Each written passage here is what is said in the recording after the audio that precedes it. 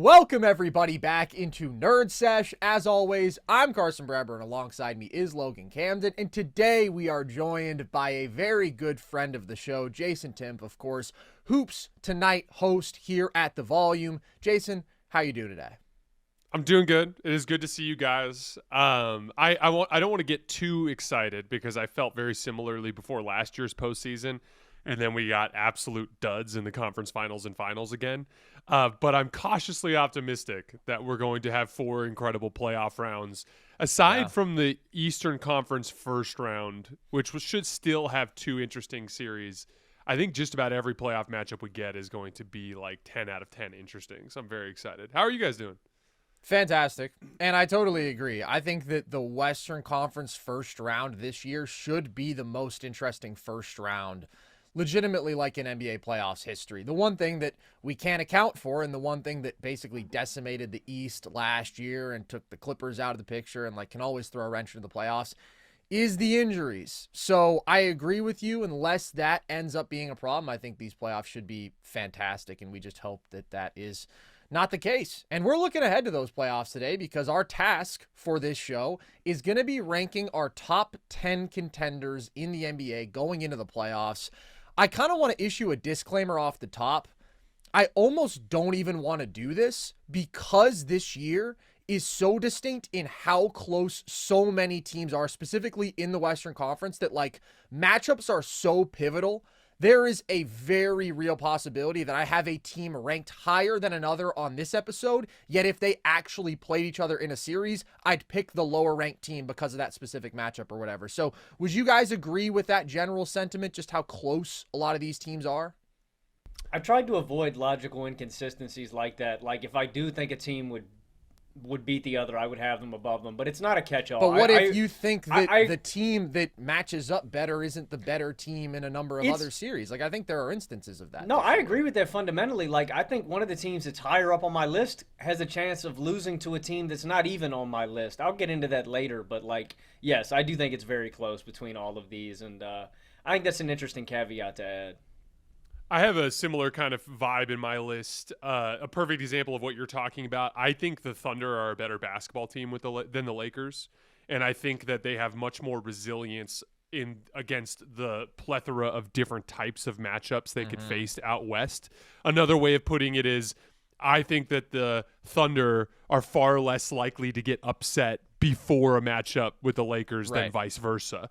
That said, if the Lakers matched up with the Thunder in a series, I think the Lakers have some real advantages there. I think they're a tough matchup for the Thunder on some levels, and I kind of have that as more of a coin flip type of series.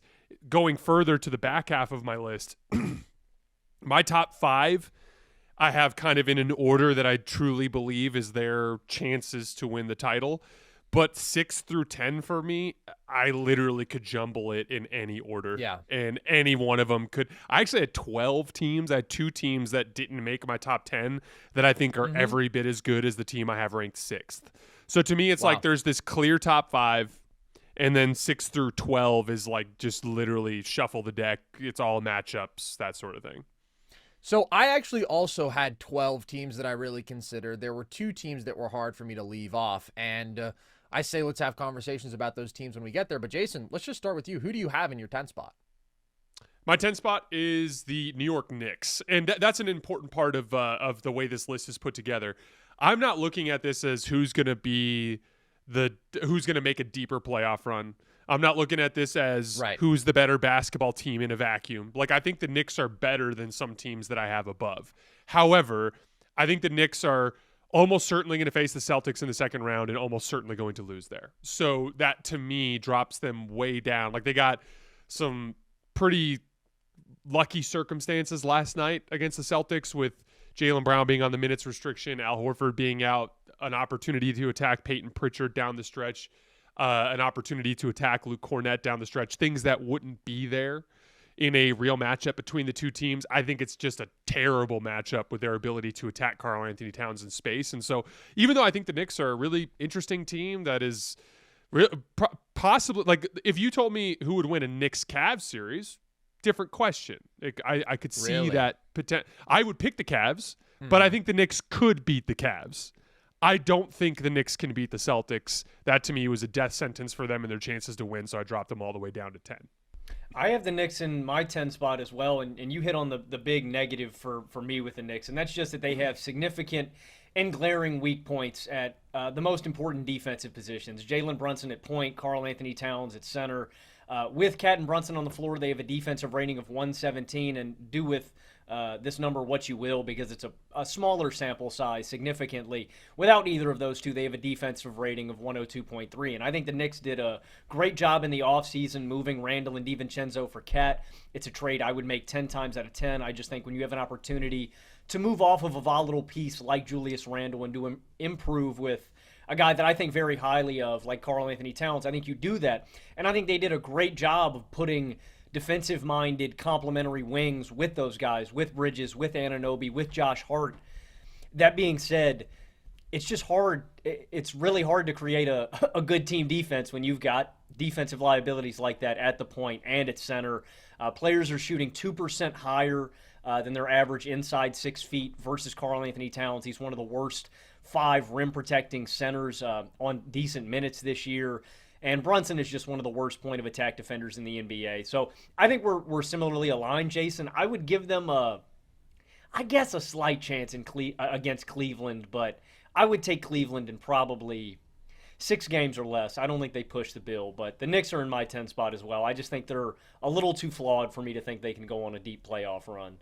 I don't think they're going to get to see Cleveland. Like they won't even get that chance. Like from what I can tell from the standings, unless catastrophe strikes, we're looking at a 2-3 Celtics-Knicks matchup. Yeah. And like even the OG Anunoby stuff, like OG Anunoby looked fantastic for the previous month. Literally looked like Kawhi Leonard in all the ways that we thought he might when he was with the Raptors. And you could see last night, like there's just not as many strength matchups for him to take advantage of against the Celtics. And like he just looked a little bit off balance and a little bit out of rhythm that entire game. I have the Knicks 1 spot higher. I think that we're very aligned. This is one of the elite offenses in basketball, and I think that that's why they belong at least in this top 10. They're a top 5 offense. They have one of the best offensive duos in basketball, and they've got really a phenomenal half-court attack, lots of interesting spacing concepts and cutting, and we know that Brunson is just such a phenomenal on-ball engine, and Cat has had a career offensive season, such a unique combination of his ability to attack mismatches and then just rain threes on you and do all the great stuff that he does and they do offensively, and I think that their wings really fill their roles nicely offensively, but I would take it even a step further. Like, it's not just Boston. To me, it is the league's elite tier that the Knicks have no chance against. And that's why I could even see myself having them a spot lower, because the team I have a spot lower, I think, is more flawed in some ways than New York, but they also have an ability to make those teams uncomfortable that the Knicks just do not. Like, they're 0-9 versus the top 3 teams this year, that being the Celtics, the Cavs, and the Thunder. They have a defensive rating of 130 in those games. They have a negative 19 net rating. Like, they just get destroyed. I just think they have way too many defensive vulnerabilities, because it's not just, okay, what are you doing with Cat guarding in space against a team with all of the offensive skill that Boston has? What do you do with Cat against the Cavs pick and roll attack, which has been the best in basketball? Like, any team that has that much offensive skill on the perimeter, that much speed, that much athleticism, I just think is going to attack Cat, punish his lack of mobility and his lack of rim protection, and you're going to see, I think, some mismatch hunting on Brunson as well. The defensive ceiling with those two is just very low, and the one solution that I think maybe Knicks fans would have been hoping they had in their back pocket would be going with more of those Cat Mitchell Robinson lineups, basically sliding Cat back to the 4, where I do think he can be more functional defensively, but he's not as good offensively. And we really haven't seen the Knicks even try that since Robinson returned. They've played 30 minutes together. And either way, I don't think that that's the solution that they need. It would take minutes away from Bridges and Anunoby if they did that. It's just not smart. Just better basketball players. Just better basketball players. Exactly. And I do think that their depth, they're going to keep a very, very tight playoff rotation, which means if you do have an injury, they're in trouble there, and they just don't have nearly the same versatility that a lot of these teams want. That's really the problem. When their offense is humming in certain matchups, they can be great, but way too worried about the defense. Logan, you seem puzzled by something. I think I know what you're alluding to, and it just surprises me you would have that team below the Knicks. Do you have the Pacers in your 10 spot? No, I have the Pacers just off my list. I think that they're Wow. very close. To me, like this 9 through 12 range is super close. I have the Rockets in my 10 spot. And what I was alluding to is the Rockets' half court offense is bad. But they have a couple superpowers where you see how they can take OKC's offense out of rhythm, how they can take the Warriors' offense out of rhythm, just with their defensive versatility, their insane athleticism on the perimeter, their ability to apply high-end ball pressure, their collective rim protection. They're a legitimately elite defense, and they dominate the possession battle. Like, they are going to probably win the turnover battle, but more significantly, they're going to dominate on the glass. So overall, they're plus 7.2 possessions per game. You're getting 7 more chances per game than your opponent. That is a big difference. And that ability they have to win on the glass and then to just give you hell and slow down at least a bit, even the best offenses, puts them on this list for me. That being said, I have been pretty low on Houston's playoff hopes all year, and the reason for that is they're like a 20th percentile half-court offense. And when I think about a playoff series, who do I trust to make good decisions? Who do I trust to consistently give you high-level half-court offense? There's nobody on this team. Fred VanVleet is the best decision maker. He cannot score inside the arc at this point. Jalen Green is insanely streaky as a scorer, as a pull-up shooter, and not somebody I really trust as a decision maker. Şengün has just been really inefficient as a finisher in the paint. And so I look at the shooting in totality they have. That's a problem.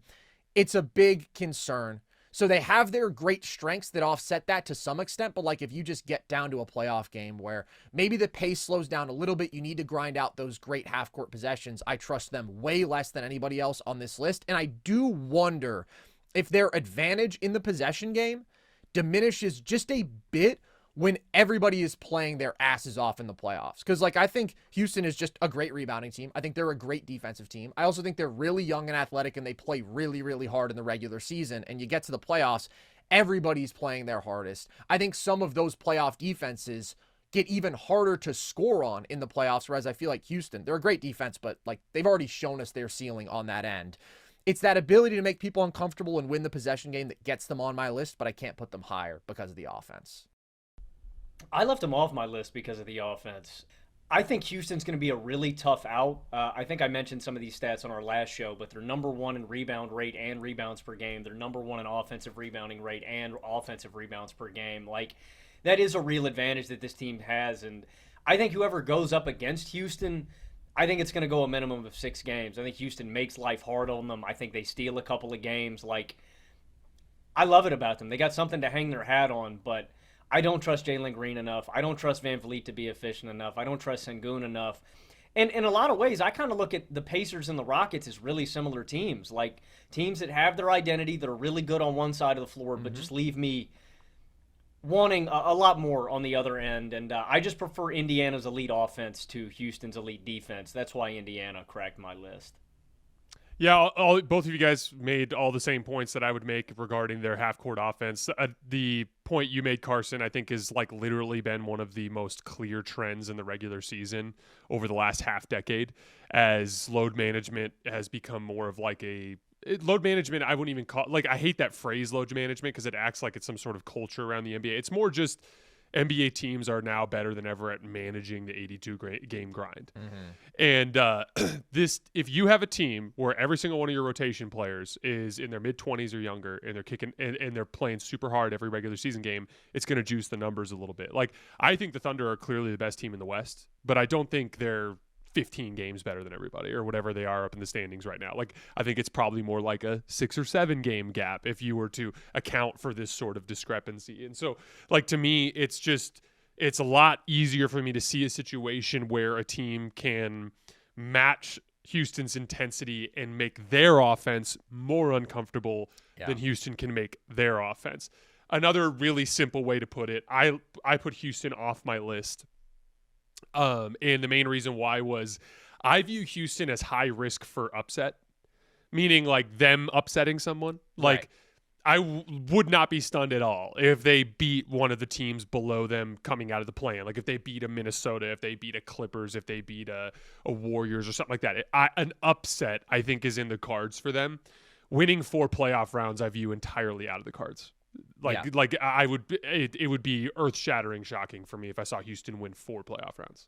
I totally agree with that. And like I said, I've been low on Houston's playoff hopes this year. I just think everybody in this range is pretty flawed. New York is very flawed with their defensive issues. The Pacers, Logan, I really did consider because their defense has been better this year. And since the first 15 games of the year, Hallie's been phenomenal. Their offense has been phenomenal. But also, like, even though their defense is better, I know that they can't make high-end offenses uncomfortable whatsoever. And, like, Houston does have the ability to do that at a high level. But the problem with them is what you said, Jason. If they run up against an elite playoff defense, their offense very well could crumble, like look way worse than anybody else in the field. So they're the 2 seed. I still have them as my 7th team out west. I would pick them to lose a first round series against just about anybody who they could draw, with the exception probably of Memphis right now, who I am a little lower on just because their defense has really regressed as of late. And I feel like their whole basketball identity is all jumbled. And I have some real concerns about their half court offense too. Not to the same extent. They lost their confidence. They don't even look the same in terms of their swagger. It's crazy. Remember how like cocky and trash talky they used to be? It's like gone. Oh, Ja was fine in the West. Yeah, it's gone. And now they're like reverting to more Ja volume pick and roll, when I actually think the offensive system that they had instituted was more effective, playing deliberately with pace, attacking advantage where you can find them, moving the ball, more isolation. Like that stuff was working. And then I guess Ja was pissed because his own production was dropping, and now he's playing better, but the team isn't playing better. There's just a lot of weirdness with them. So at least with Houston, like I know I'm getting that elite defense, and I know I'm getting that elite rebounding. Memphis is a great rebounding team too, but not to the same extent. But yeah, man, I just see a lot of worlds in which their offense melts down, and that's why I can't have them higher. Who do you have in your 9 spot, Jason? I put the Clippers. Now, again, it's important distinction here that the Clippers to me are every bit as good as the team I have in the 6th spot. So this is all just kind of like jumbled here. With the Clippers, I think that they are a team that is a regular season engine in a lot of ways too. I talked about this before the season, the idea of just having a lot of really athletic perimeter defenders and James Harden as this like floor raiser for your offense in the regular season.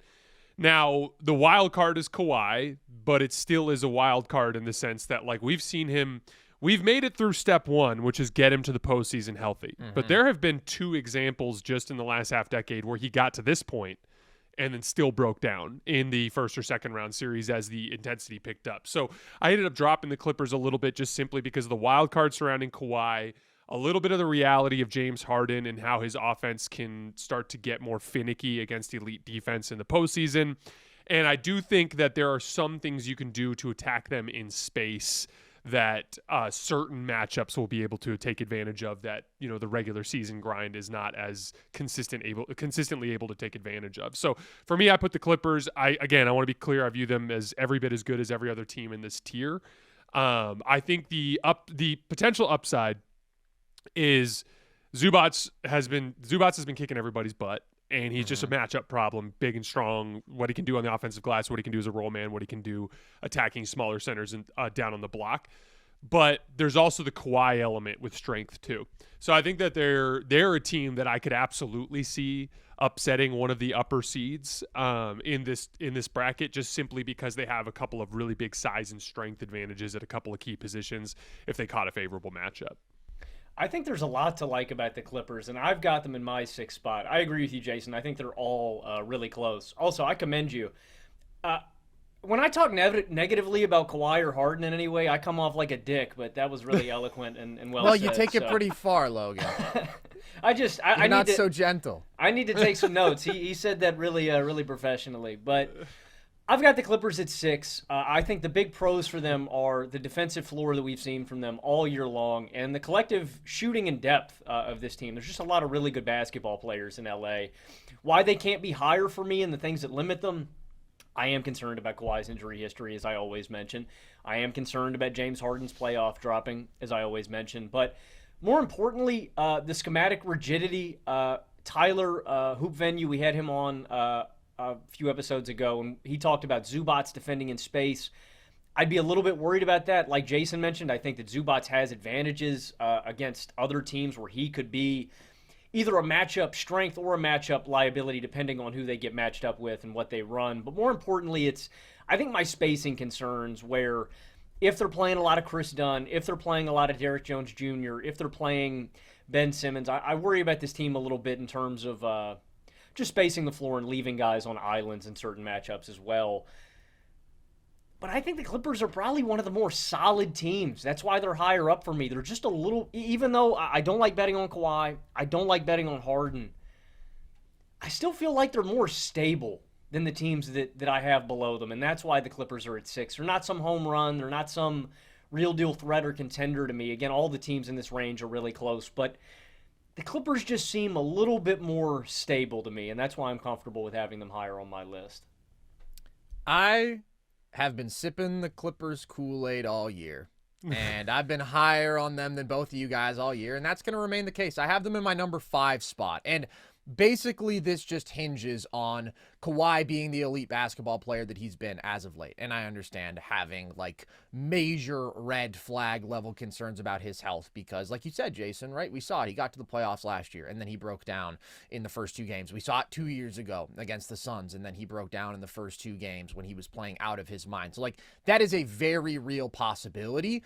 But he's healthy right now and he's playing unbelievable basketball. His last 15 games, he's averaging 25, 7, and 3.5 on 62% true shooting. And the Clippers are 12-3 with a 123 offensive rating. He is such a game changer for them on the offensive end because they've been an elite defense all year. It's just been what offensive ceiling can they reach? And the answer when Kawhi looks like himself is a really high offensive ceiling.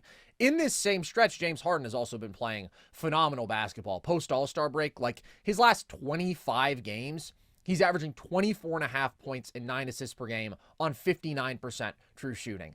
I have absolutely more concerns about his scoring translating to the playoffs. I do not expect him to be giving you that sort of scoring production consistently in the postseason with the issues that he has as a finisher at the rim, which have been glaring, especially in the playoffs. Against some really elite athletic perimeter defenses, he can struggle a bit more. But what I really like about this Clippers team is they have so much aggregate offensive talent among their big 4 that they don't need Harden to be a super consistent scorer, in my opinion. Like, his greatest value to this team is his control of the game. It's his elite playmaking. And then he has this high-scoring ceiling, this low-scoring floor, but that's okay when you know that Kawhi is going to get to his spots no matter what and be crazy efficient as a pull-up shooter, and, like, he only gets better in the playoffs as a scorer. Norman Powell, one of the elite off-ball scorers and one of the elite shooters in basketball. Zoo, one of the elite interior bigs on both sides of the ball, but offensively, his strength, his touch, his size, the work he does on the glass. So I just really love the talent of that big 4, and I really love the fit. I feel like they check a lot of complementary boxes. And as Logan mentioned, I do think they have really good depth. I think that Bogey has been a great add for them. I think that they have a number of real positive defensive wings. So when Kawhi is playing like this and they're a great offense, I just think that they're one of the best two-way teams in basketball. And that's what they've been. Like, with Kawhi on the floor, they're a plus 12 net team. They've been elite. I do have some concerns about them, and they're basically what Logan mentioned. The offensive limitations of that 5th starter, probably Chris Dunn, but maybe they go with Derrick Jones Jr. Either way, you're dealing with a guy who's a really high-level perimeter defender, but is going to be tested in a big way as a shooter, and rightly so. And teams very well may just roam off of that guy, right? Be aggressive, helping off of him, and that could clog up the offense a little bit. You mentioned the lack of schematic versatility defensively with Zubac, who's had a great defensive season, but is really a true drop big defensively. There are certain matchups where that's a problem. You think about, like, Luka Doncic has always played his best against Ivica Zubac. In his career against Zoo, he averages 33 points per game on 59% true shooting because he's a true drop big. We saw the Clippers years ago try switching Zoo out onto Luka. That didn't work. He barbecued him in space. They tried it this year too, and it didn't work. Just doesn't work. It just doesn't work. He just can't do it. He just can't guard in space. And then the last concern I would have with them is Harden's playoff scoring inconsistencies. But there's just a lot of flawed teams in this entire range. And when I compare them to a couple other teams who I'm a little bit lower on, like we'll talk about the Warriors when we get there. I think that their ceiling is super high. I also think that their floor is lower than the Clippers actually. And I have more concerns about the surrounding offensive skill around their superstar than I do with the Clippers, where I feel like you have 4 really, really good offensive contributors. I think about them against the Nuggets. And I think that the fact that the Clippers are such a good defensive team, like that advantage they have on the defensive end exceeds the gap that the Nuggets have on the offensive end. So they're not perfect, but I do feel like they're one of the most complete two-way teams in the field. And listen, I'm a Kawhi believer, and that's a big part of this. I think he is an absolute killer, one of the best players in the world if you get him in the playoffs, and I am banking on that. Yeah, if I saw Kawhi playing awesome in a conference finals or finals series this year, I wouldn't be surprised necessarily. It's just the Clippers, there's always like a larger gap between theoretical and reality for them than there are for other teams, just because of some of the wild cards that they have. But again, yeah, like I'm with you. I could see them as high as 6 on my list for sure. I ended up. Well, actually, I'll let you direct where you want to go with the show from here. Sure. Listen, I get it that there's always that gap between the Clippers, and things historically have tended to end in a disappointing fashion. What I would say is I have not always been sipping the Clippers Kool-Aid, okay? I didn't come out here and pick them to win a playoff series last year. I think this specific iteration of the team is really damn good, and I think that they have a bit more of a security blanket for if you get a hardened playoff clunker when they have just this many damn good basketball players. I really, really do like a lot about LA. So, Logan, have you said your number 9 yet? I mentioned it briefly earlier. I've got the Pacers in my 9th spot, and I'm intrigued to see if you guys have them here. I really like Indiana's identity, and I think that they play that track meet style basketball where you just got to run and keep up. We're going to keep running the numbers up. We're going to keep generating offense. We're going to keep getting buckets, and you're going to have to keep up, and I really like that. I think it's a formula that works against a lot of teams. Obviously, I don't think they can be higher because of their defensive flaws, but when I think about teams going on a run, I'm a little bit more confident in the Pacers than the Knicks specifically, because I think they have less deficiencies at important defensive positions. I also love their rotational wings that they can slot in. I think they've got a lot of guys who are feisty there. Ben Mathurin should be healthy for the playoff run this season. Aaron Nesmith is a beast. And so, it was a little flukish last year, no doubt, but could I see them winning a playoff series with the same formula? Could I see if something breaks their way? I wouldn't bet on them to go to the conference finals, but it's not that far out of reality to me. I think their offense is so reliable. I think Tyrese Halliburton is such an elite offensive engine. It's I just don't have to do a ton of mental gymnastics to see the Pacers winning a playoff series or going on a bit of a run. Well, they will win a playoff series in all likelihood, but a lot of that is the East. Well, yeah, but so I can't count it out. I don't think they're going to win the NBA Finals or anything like that, but they're a tough team to deal with, man. The Pacers have they've got an elite offense. I have the Pacers a little bit higher at 7, but again, that is all the same tier for me. To me, where I get really passionate about where I have the teams ranked is that 1 through 5 stretch. With the Pacers, I view them as one of the higher floor teams in this field. Specifically, what I mean by that is they are a relentless advantage creating and advantage hunting team, meaning they're one of the best teams in the league via Tyrese Halliburton at creating closeout situations or mismatches with the way they run the floor and with Tyrese's ability to make all these reads in the half court. And so as a result, they just generate so many open threes and so many of these closeouts. And, every one of these guys can attack a closeout, like Aaron Nesmith and Andrew Nembhard. All these guys can put the ball on the floor against a closeout and get a bucket for themselves. I'm with you, Carson, that the death sentence, so to speak, for them that keeps them off of that top tier for me is the fact that their defense, even though I think it has some potential, they're a good ball pressure team, they can speed you up a little bit. Ball pressure plus rim protection is always a useful combination, but they just are too small on the perimeter to make the top teams uncomfortable really at all whatsoever. But I had them a little higher because of that floor. I don't think it's a coincidence that they kind of outlasted everybody last year and made it to the conference finals.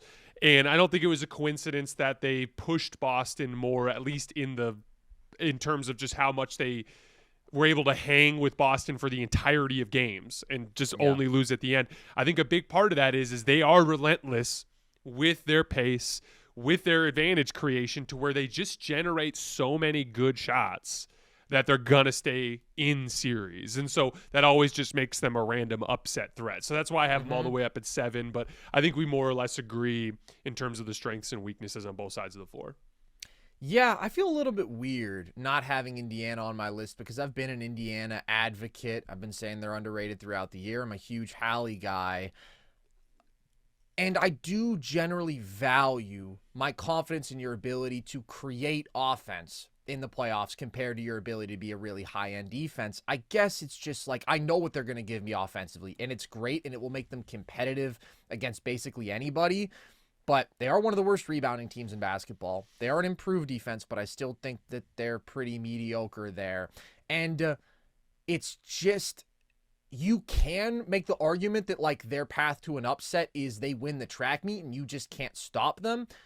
But I think that against those really, really good teams, they tend to have a harder time slowing them and vice versa. But I have no problem with you guys having them where you do. Them versus New York was a real debate. Them versus Houston was a real debate for me. But let's get into the number 8 spot. Who do you have there, Jason? I, up until a couple of weeks ago, had this team at 5, but things have just gone so far off the rails that I've dropped them, and it's the Denver Nuggets. I don't want to take a victory lap here because this is not the same team that was playing basketball when you and I had our debate. Mm-hmm. However, the core reason why I was advocating for the Lakers in a potential playoff matchup with Denver had to do with their defense and this specific dynamic of Jokic coming up to the level and him being, just because of how much of an offensive workload he's had to carry this year, he has not had the energy to be an active at the level big. Their on-ball defenders have not been good in their ball pressure.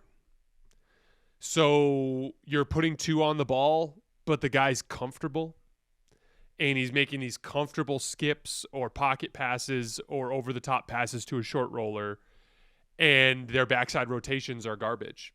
And that was already kind of starting to manifest around the time you and I had our debate. And the reason why I'm not taking a victory lap is because, frankly, it's become much deeper than that at this point. It is now this huge organization-wide conflict. I know, Carson, you'd probably been hearing it behind the scenes. I had been hearing it behind the scenes, but Calvin Booth and Mike Malone did not like each other. Calvin Booth was very intent on trying to pressure Mike into giving more opportunities to younger players. Mike Malone wanted them to keep KCP. Mike Malone would rather play Russell Westbrook than Jalen Pickett. Mike Malone would rather lean on his veterans. I think Mike Malone was also just completely out of control, or had completely lost control of the locker room. I thought that quote the day before he got fired where he talked about how he was going to have to take film and basically rub it in these guys' faces. Mm-hmm. I don't blame him for feeling that way because I thought the Pacers' loss in particular was by far their most apathetic defensive performance of the season. I put a string they've got of some clips. Good ones. They've got some contenders for that spot, man. You can pick 2 of the Minnesota games. Yeah, but the way that they showed up to a couple of those Minnesota games was atrocious. That third quarter in Indiana, they spammed Turner, Halliburton pick and roll, and they were walking around in rotation, like literally just conceding easy catch and shoot threes. To your point, it's been even every bit as bad at other points during this stretch. But like, that's the thing is like, I thought that the Nuggets, and I was arguing in our debate that the Nuggets, when fully engaged as a part of a personnel weakness, would have trouble with a Lakers team. We have now ventured entirely into this is no longer a serious basketball team. Mm-hmm. They have gone full Lakers, Carson. In the 2 years since winning the title, they have bailed on an important role player, married Russell Westbrook, and fired their coach in a 2-year span since winning the title. And like now it's like basketball history tells us this team isn't going to win. I always will have that little part of me that is like, well, put Nikola Jokic in a playoff series, something crazy could happen. But there's just no version of this story that ends with the Nuggets winning 4 playoff series. So that's why I dropped them all the way down to 8. I have them just one spot higher at number 7, and this team is really spiraling right now. They have let go of the rope defensively. We didn't even talk about the cleaning house yesterday on our show. I did some reactions on social that hopefully you guys have seen. But in terms of that decision, obviously, it is surprising given that there are 3 games left until the playoffs. But I think that the decision makes sense. Like, especially on the Calvin Booth front, I think that he has done a catastrophic job of building this roster around Jokic since the title team. I think there are 2 things that you need to prioritize when you are trying to build a contender around Nikola Jokic, and that is your defensive personnel, and that is your depth. Because you have to just have faith. Jokic is going to elevate any group offensively to being elite. We saw it in 2022 when he didn't have MPJ and Jamal Murray for an entire season. We see it, like, if you look at the Nuggets offensive rating with Jokic on and any of those other guys off this year, it's between like 123 and 127. You're going to be a historic offense if you have Nikola Jokic. You need to prioritize your perimeter athleticism, your point of attack defense, your screen navigation, all things that have been bad. Having big athletic wings who can make plays in rotation as backline defenders, if you are bringing Jokic up to the level as they do against basically every single pick and roll. And they've just failed at putting those sorts of players around him. They've completely failed. And then you look at depth. The Nuggets are always an elite basketball team in the Jokic minutes. They always have an elite net rating, and they always get crushed in the non-Jokic minutes, and like that just hasn't gotten better. The Murray on Jokic off minutes this year have been better than the last couple years, but they still lose those minutes convincingly. So you consider just the poor roster building, and then you consider the vibe within the organization. You consider the mindset that Calvin Booth has taken, putting way too much stock in these young players developing quickly.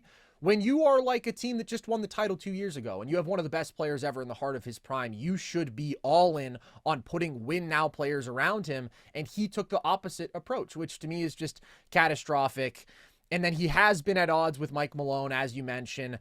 The Malone firing isn't as clear cut to me as Booth, because I think that Booth has just been flat out bad, but I also don't think that Malone has been good.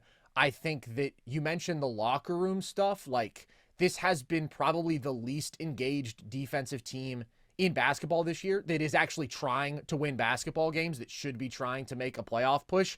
That has to be on the coach to some extent. And like, I think that Malone is a raw coach, right? He's the sort of guy you think should be a really good motivator. He's not easy on his players whatsoever.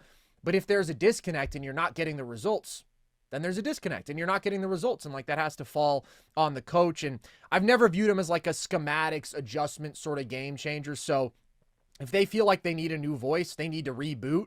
I totally get it. Is it going to be the thing that saves their season? No, that's not how this works. You don't just have like an emergency eject button that is going to turn things around with 3 games left in the regular season.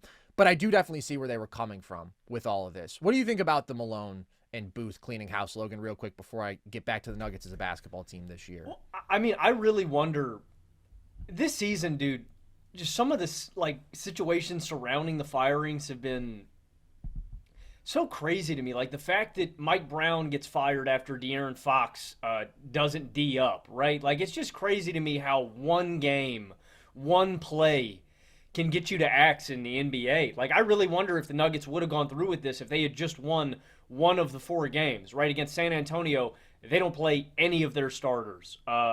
Against Minnesota, it's one of the worst chokes I've ever seen by Westbrook. So it's like, you know what I mean? It's interesting to me how the narrative like shapes some of this and how one game or one play can make such a big difference in some of these major decisions. It's the latest in-season firing since Hubie Brown with the 1981 Hawks, who was also let go with 3 games remaining. The Malone one, I think I've heard reports that at least they wanted to promote David Adelman up to head coach so he couldn't get poached by another team in the offseason, which makes sense if you're just going to be done with Malone. Why not give Adelman a shot in the playoffs? The Booth one I am behind. I don't think he had the urgency or aggressiveness to build this team up. I just don't know if he has the understanding of what he needed to do to build around Jokic. But I also liked what he did with some of the draft picks. I liked Christian Brown. I like Julian Strawther. Another ripple effect that I wonder about, if Deron Holmes is healthy this year, does that make a big enough difference in the Nuggets' record? Right, he's a rookie, but like, does that one player make a big enough difference to where the Nuggets are a better team? So I wonder about the butterfly effect with a lot of this. But like you guys mentioned, you lost KCP, you lost Bruce Brown, you gave Zeke Naji a dumb deal that really handicapped your roster construction. So Dario Saric, who's just completely unplayable. Like, exactly. I see what you're saying, Logan, about sometimes just bad luck plays a factor in these things. At the same time, Calvin Booth has exhibited bad process over the last couple years. He lost damn good role players. And it's not specifically, okay, Bruce Brown left. He got paid a ton. KCP, they were apparently offering a comparable amount. KCP didn't want to come back. So he can't necessarily control those specific variables, but he has to supplement the value those players brought. And he completely failed to do so. And he didn't even understand the types of players you should be prioritizing, and that it's crazy to draft players in the 20s and expect them to step up and fill those key roles. Like, Christian Brown has been a smashing success. He still cannot fill the specific role that KCP could as that elite screen navigator, as a guy who can actually make them a functional pick-and-roll defense. There's a whole lot more that's gone wrong besides just losing KCP, but that's a part of all this. Key part.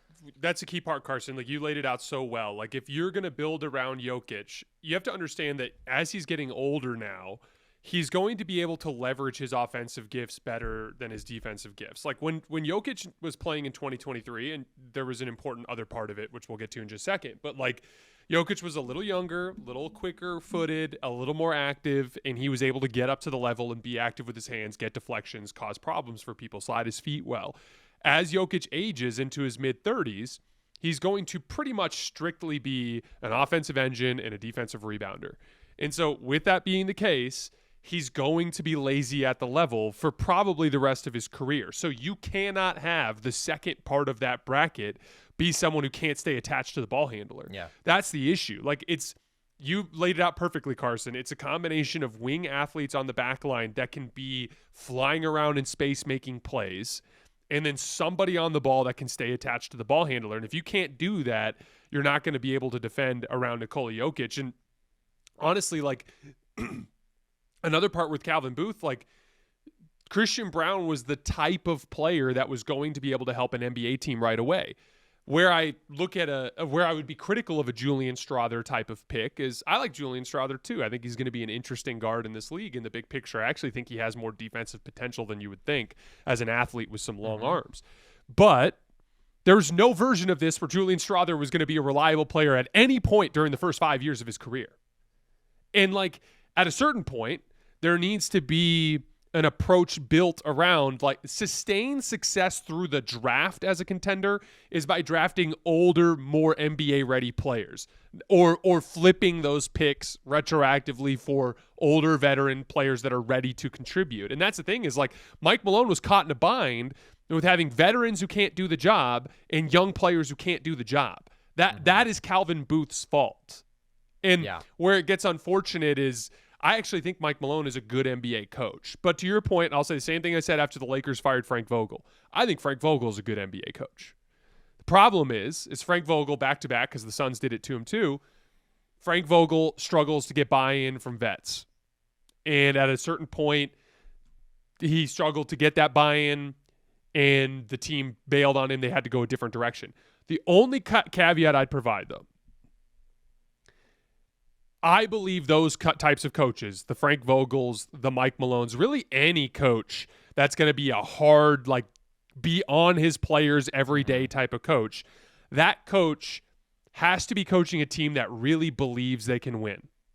Frank was great for the Lakers when it was KCP and Kuz.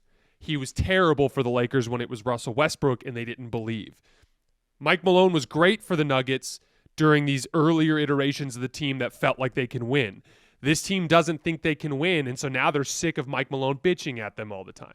That is the thing there. So like I'm fine with flipping coaches, but you're not going to get anything out of the next guy unless that roster actually believes they can win the title. 100%. Unless that roster gets better, unless these major personnel issues are addressed, because I held out hope throughout the year as a Denver optimist that to some extent the defensive issues would improve. Obviously, there were key personnel limitations and their defensive talent had regressed from last season. But I also thought like their effort was so bad. If they could just play up to their potential, now what potential is there? They're just a flat out bad defense. They're probably the worst defense in the playoff field. I think you would have them and the Knicks in that same conversation. So every series this year is just going to be a race to 120. And I have so much confidence in the Nuggets' ability to solve everything offensively. Like, truly, I still don't think anybody can stop their offense. I think we've seen certain strategies be effective, like obviously the Lakers, what they were able to do, going small and just harassing Jokic, fronting him a ton, doubling him off ball, daring bad shooters to make shots. We saw the Kings replicate that. We saw the Celtics do a similar version of that. I think that that's less viable in a playoff series where the Nuggets have more time to come up with counters, have Jokic bring the ball up the floor more, right? Just be less rigidly attached to trying to get him touches in the post where they just couldn't get him touches. And more importantly, if Aaron Gordon's going to shoot 40+% from three and he's on the floor, you can't just leave him like you can leave a Russell Westbrook and bait him into bad shots. And like, I feel like that's really the only concern you could have offensively about Denver is people daring those non-shooters to make shots. If Aaron Gordon's a good shooter, that changes everything, and he's been a good shooter this entire year. I think he just is a good shooter now. Yeah, I think he's improved significantly. And like, they have a 127 offensive rating when Jokic is on the floor, and he's going to play even more in the playoffs, possibly to diminishing returns defensively, which is not good because he already has not been good enough defensively this regular season, but offensively they're going to be insane. And that's why I prefer them to one team. Not specifically in this matchup necessarily, because that team has owned them, but I'll just say it. I have the Timberwolves at 8 because I think the Timberwolves offense concerns me a lot. And at least I know that I'm getting great results from the Nuggets on the offensive end. I also know that they're a bad defense, and can I bet on them winning multiple playoff series when they are so susceptible to just getting destroyed by like any team that has a great guard? They consistently have to put 2 on the ball. And if you have any level of shooting and connective playmaking around that guy, or if that guy individually is a great playmaker, you're going to get shredded. And that's been the case for them all year. That's not changing. So I can't have them any higher than this. I had the Timberwolves higher up at 6. Okay. Just because of the fact that they, to me, are the team. They to me are like Houston with a little bit more offensive upside with the matchup attacking of Julius Randle and Ant and ball screens. I think Minnesota always has this wild card, which is what if we get in the postseason, everyone swallows their whistle, and we just start beating the shit out of everybody with our physicality. And so that's why I ended up putting them at the top of that tier. Like, they to me are probably the best equipped of this group of teams to like upset one of the upper teams because of their ability to just maul you with physicality. I also I'm a little higher on Julius. There's been a lot of talk of Julius Randle being a bad playoff player, and I want to be clear, there's a lot of data that shows that. But with Julius Randle, he has typically gone into the postseason banged up, either playing through an injury or having just come back from an injury. He's healthy and in rhythm this time. So I do think that there's a version of this story that Minnesota strangles teams.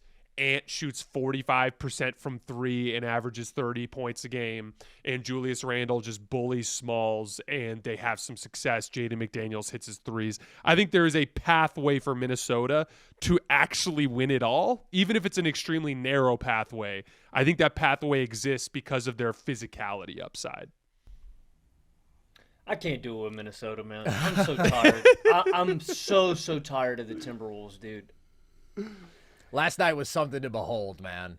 I had the collapse. I had the Timberwolves at 5 before the game last night. They're now going to slide in at 7. I've got the Nuggets at 8. I've got the T-Wolves at 7. I think I agree with you guys both on some of the big points that you just made. One, I could see the Nuggets going deeper than Minnesota in a playoff run, depending on matchups, but I wouldn't feel right having Minnesota below Denver with how they've owned them this year. Also, with what Jason was saying, they're such a good two-way team. I couldn't fully count it out them going on a deep run, but last night left such a bad taste in my mouth. It's one of the worst and most embarrassing losses I've ever seen. I mean this wholeheartedly, y'all. I think I could grab 4 guys from my local rec, and I think we could execute a better offense in the fourth quarter than what we got out of Minnesota last night. Oh, my God. I mean, 0 points isn't worse than 0 points. So. They blew a 24-point fourth quarter lead, up 95-71. They lose the game 110-103. Milwaukee goes on a 23-0 run and a 39-8 run. Minnesota scored 8 points in 10 minutes, and they had 8 fourth quarter turnovers. They were scoreless from the field for nearly 9 minutes of the fourth quarter. It's some of the worst offensive process I've seen, and they were completely stifled by his own defense. That's why I say me and 4 guys from the rec could figure it out. They're just standing there. Like, there's no movement. There's no, intuitiveness. There's no feel. There's no, I don't know. There wasn't, any of this, pressure. They didn't feel the moment. Bad turnover after bad turnover. Gobert's getting stripped on triple teams in the post. They're throwing balls away. They're throwing balls right to Milwaukee where they're sitting in passing lanes. I have such a love-hate relationship with Minnesota where they have this superstar that can be the best player in a series in Anthony Edwards, and I love him so much, but they can't be higher to me because of their reputation. This team is consistently inconsistent, and they have too many players that I don't trust. Mike Conley can't score the basketball anymore. Julius Randle, Jason, I'd tip my cap to you for trying to be positive about Julius Randle. He's a brainless black hole in bad moments. And Rudy Gobert is Bambi. He's a baby deer. He's so damn uncoordinated. It's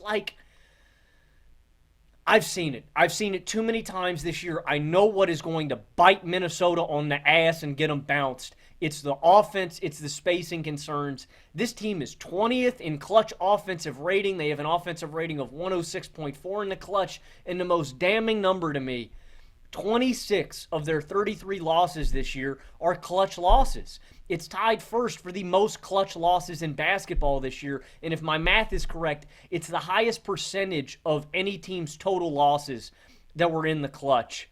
I know what's going to kill them. And so I think they're a better two-way team than Denver. But now with this skid, they're now in danger of potentially missing the playoffs. Jason, I know you tweeted this out not that long ago. They're either going to have to battle Memphis, which I don't think is just an easy, give game to Minnesota. I would pick them, but that's not just a game that I think you can gift to Minnesota.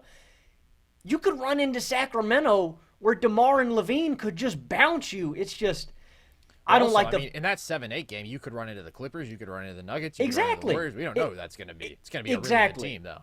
And so I don't think it's any guarantee right now that Minnesota gets into the playoffs, and I know what their fatal flaw is going to be if they're going to get bounced. It's that spacing, and it's the clutch offense. Damn it, guys, I have wanted to be positive about the Timberwolves all year long. I can't tell you how badly all year long when we did this preview that I wanted to tell you that the Timberwolves are my dark horse or something. I can't do it, and I believe in Minnesota as much as I feel like anybody else does. That was a classic Logan rant. That was great. Logan loves Ant so much. He just wants to believe in the Timberwolves. I'm just so damn I feel like a disappointed parent right now, man. Yeah. Listen, the T-Wolves have been playing a lot of good basketball as of late. I've personally never been the highest on them just because I don't trust their offense enough. Basically, I look at their entire starting 5, and in different ways, I have, real trust issues with every one of them. Ant is obviously by far the best offensive player out of the bunch, but I still do have questions about his consistency as a playmaker. Then you go to a Julius Randle, and it's the mismatch attacking, it's very potent, but at the same time, he is going to rely a good bit on his difficult shot making, on his jump shooting, where he is one of the streakiest guys I have seen. He also is inconsistent as a playmaker, sometimes as a decision maker.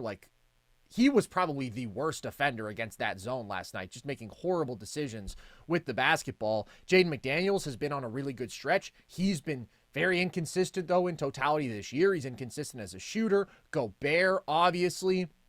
You have major offensive concerns about his production. So that's the thing. Like, they can go on their good offensive stretches, but against an elite playoff defense, I just really worry about betting on a mediocre half-court offense, a bad clutch offense, and a bunch of guys who I just don't trust as much as a lot of the alternatives. I didn't mention Mike Conley, but Logan, like you said, he cannot score inside the arc anymore. He is just a pure three-point shooter and, like, decision maker for you, passer. So that's the thing. Jason, I think you hit on what their weapon is. It's their ability to bully you physically. And they can do that on both sides of the ball. And like, they can do that better than anybody else in basketball. I will never forget what you get in game 2 against Denver last year. Really games 1 and 2, but especially game 2 where it's just like. Remember game 6? Yeah, yeah, true. Like, when the refs allow physicality, they can just impose themselves on you and they can dominate you. So that potential is there, but just too many concerns about the offense for me to have them high. I think they probably have the highest ceiling two-way from this tier, this group of teams, meaning like when their offense is good, because their defense is so good, they're so good. It's just, to your point, they are every bit as prone to these like brutal 5 to 6 minute stretches of offense as Houston is. Yeah.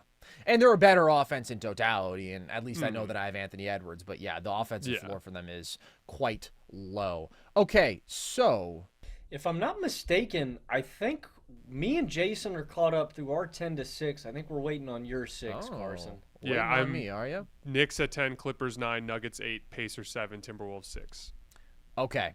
In my 6th spot, I have the Golden State Warriors, a team that I have complicated feelings about. I want to be all in. I'm a Warriors fan. They've looked phenomenal ever since Jimmy Butler joined the team. When Steph and Jimmy play together, they're 21-3. Steph has just returned to being like a top 5 player in that stretch. He's averaging 27, 4, and 6 on over 65% true shooting. They've got a 123 offensive rating in those games. They've got a 109 defensive rating. They've been elite on both sides of the ball, and their two-way ceiling is insanely high because they just have one of the all-time great offensive engines who's playing his best basketball of the season by far. They have 2 phenomenal connective playmakers alongside him in Dre and Jimmy, who do such a great job of capitalizing on the advantages that Steph creates with all the attention he demands, drawing 2 to the ball. And then, like, when they're knocking down shots, they look phenomenal. And defensively, their small ball looks, they have a ton of speed. Jimmy and Dre are one of the smartest defensive duos that we've seen. They're active. So, like, they can put together these phenomenal two-way stretches. I do still feel like even though we've seen 24 games now of really great basketball from them, there is more uncertainty than the teams I have in my top 5. Like, one of the biggest keys, if not the biggest key for the Warriors, in my opinion, is going to be the play of Brandon Podziemski, who I am a believer in. And he has been really good for an extended stretch now. Since Jimmy Butler joined the team, he's averaged 15.5 points per game on 43% shooting from deep, taking 6 threes a game. But even though I love his overall game, because he does so many winning things, the scoring has always been inconsistent. And earlier in the year, not only could he not make an outside shot, he didn't look comfortable taking open outside shots. So, like, it's great that he's playing so much better now, and I do think that he's clearly a much better player basketball than he was early in the year when he was really struggling. But is he this guy who for the last handful of games is just walking into 20-plus points? Like, I don't know how much I can buy that. I also have questions about Jimmy Butler being a consistent second option offensively. He has been a phenomenal fit with the Warriors. We always compliment him for doing all the little things, screening, cutting, rolling, crashing the offensive glass to fit into this motion system and never overimpose himself on the game. But sometimes, like, I'm okay with you forcing a shot or two, Jimmy, just to be more aggressive, to be more productive as that second on-ball scorer. Maybe he's just fully saving that for the playoffs, but the Houston game is like the absolute floor for the Warriors, right? Where Steph is facing a hyper-athletic defense that is blitzing every pick and roll, that is hounding him off ball for the entire game, that is being super physical with him. And they're just putting the pressure on everybody around him to make good decisions and make good shots. And the Warriors turn the ball over a lot. And they do a decent job of capitalizing on some of the 4-on-3s. Gary Payton Jr. gets some buckets, Pods makes some shots. But in totality, their offense is really stifled because they're able to hold Steph in check so much. And Jimmy can't step up as that next star offensively. And the aggregate offensive skill around Steph just isn't as reliable to me. So that's the thing. I feel like Steph has to be a superhero for the Warriors to make a deep playoff run, especially so if Pods isn't playing as well as he has been, if Jimmy can't take that next step up in the playoffs. And Steph has been a superhero for an extended stretch now, but also earlier in the year, you saw his scoring inconsistencies. And on this year as a whole, his on-ball efficiency hasn't been the same. His finishing hasn't been the same, and he has been less consistent as a scorer. I also think their size, their small ball looks are a weapon, but there are certain matchups where I worry about them getting beat on the glass. I worry about them having to deal with truly elite bigs. I worry a lot about what they could do with Nikola Jokic defensively. Obviously, they just beat the Nuggets, but I thought that was more because the Warriors were great offensively, which I think they would be in that series. But I think you get Jamal Murray out on the floor, they'd really struggle to find an answer for an elite big. Jokic obviously is one of one, but that's the concerns I have about them. The ceiling is super high. They've been playing great. I do still have some question marks, but if I compare them to the other teams we were just talking about, the Nuggets and the Timberwolves, they've got a lot of versatility. They've got the highest two-way ceiling of that bunch. So I definitely have them up this high, but I do have some concerns. What do you guys think? Am I overstating any of those concerns? I mean, I don't think you're overstating any of the concerns, but I actually prefer what you said at the end there. I prefer Golden State's versatility. That's the reason I have them over the Clippers. I think that, look, don't get me wrong. I'm worried about a big man that they'd have to match up against in any scenario. If it was Houston and they got a battle on the glass, if it's Big Zoo, if it's Jokic, there's a lot of matchup. But, they can turn to Looney. They can turn to Quentin Post. They can run small ball with Dre. That's kind of why I like it. I think they've got a lot of different guys that they can have, different looks for. And I do think their ceiling is really, really high. I prefer the Warriors against... The reason the Warriors are up this high to me, I think the Warriors could struggle with any of these teams that are below them, but I think they have a chance to battle against the teams that are higher than them better than other teams. I think I prefer the Warriors and how they match up against the Lakers. I prefer the Warriors and how they match up against the Thunder to these teams that are below them. And so while I think the Warriors are susceptible to losing because of how low their floor is compared to some teams that are below them, because I worry. I don't have a ton of faith in the offensive supporting cast. I do think there are real athletic and size limitations, but I think they can play the teams that are higher on this list better than the teams that are lower for me. It's close with a lot of these teams, but I prefer their ceiling, and I really prefer their matchup versatility. So I've got them in my 5 spot. I have them in the 5 spot as well. I think from a talent standpoint, strictly speaking talent, they're a second-tier contender. When I get to my top 4, I think there's a clear, wow, they just have a lot of really good players. Mm-hmm. But for me, the reason why the Warriors jump up from that 6 through 12 group into the 5 spot is their IQ on both ends of the floor. I think that playoff series, in a lot of cases, come down to solving puzzles. We always think of this team has this advantage. That means that it's just going to play out on every single possession. No, that's not true. You've got to execute your advantage. And a lot of times it's ruthless execution. We're going to do this every single time down the floor because this is what is best for us on both ends of the floor. And a lot of times teams will have advantages, but because their coach isn't good at it or their star isn't good at it or their role players can't execute it, whatever it is, usually there's some sort of disconnect along that chain where that advantage isn't leveraged properly over the course of a series. Steve Kerr, Steph Curry, Jimmy Butler, and Draymond Green are going to make sure that they are operating at least at their talent levels ceiling on both ends of the floor because they are just so smart as basketball players and as a basketball coach. That to me was what vaulted them up to the next level. Now, I think that there are some realities in terms of their athletic profile that makes them vulnerable to size. Yeah. We talked about the Houston game. I want to be clear. The Warriors kicked the Lakers' butt in the Thursday game, but a big part of that was Luka just was not leveraging his size at all in that game. He played a really, really bad game. I think there are some smalls that you can attack on their perimeter core, and I think there are some realities of their interior size where they can get attacked and have some issues. So I think they have vulnerabilities. The offensive stuff you guys mentioned, Pods is also kind of like Aaron Gordon. He's been shooting the ball for basically the second 2/3 of the last 2/3 of the season. He's been a 40% 3-point shooter. He's kind of got his confidence in that department. To me, it's more like the Moses Moody's, the Gary Paytons, the Draymond Greens that you have to watch with the jump shooting.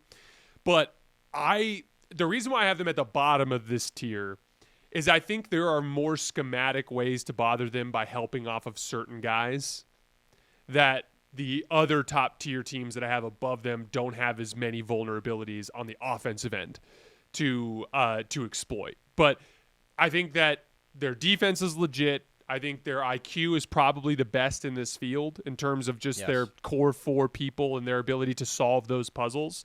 And that's why I put them above that lower tier of teams. Yeah, I agree. I think that they are the smartest team, and I think that Steph, Jimmy, Dre is the smartest big 3 in basketball history. And that is a superpower of theirs, their feel, their connectedness on both sides of the ball.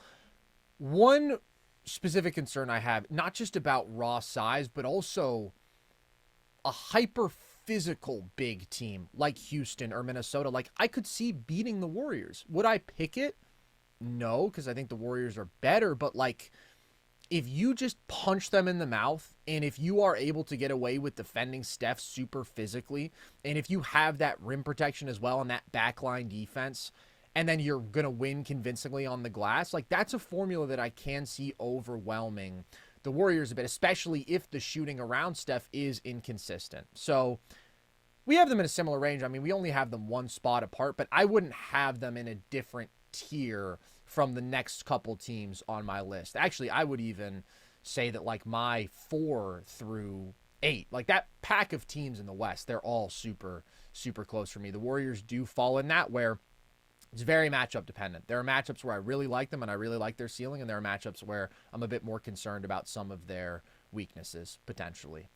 Who's scoring big in the NBA this season? You are, with all the new ways to get in on the action at DraftKings Sportsbook, an official sports betting partner of the NBA. From monster slams to dishing the rock to cleaning the glass, get behind your favorite players and the prop bets you can make on DraftKings, the home of NBA player props.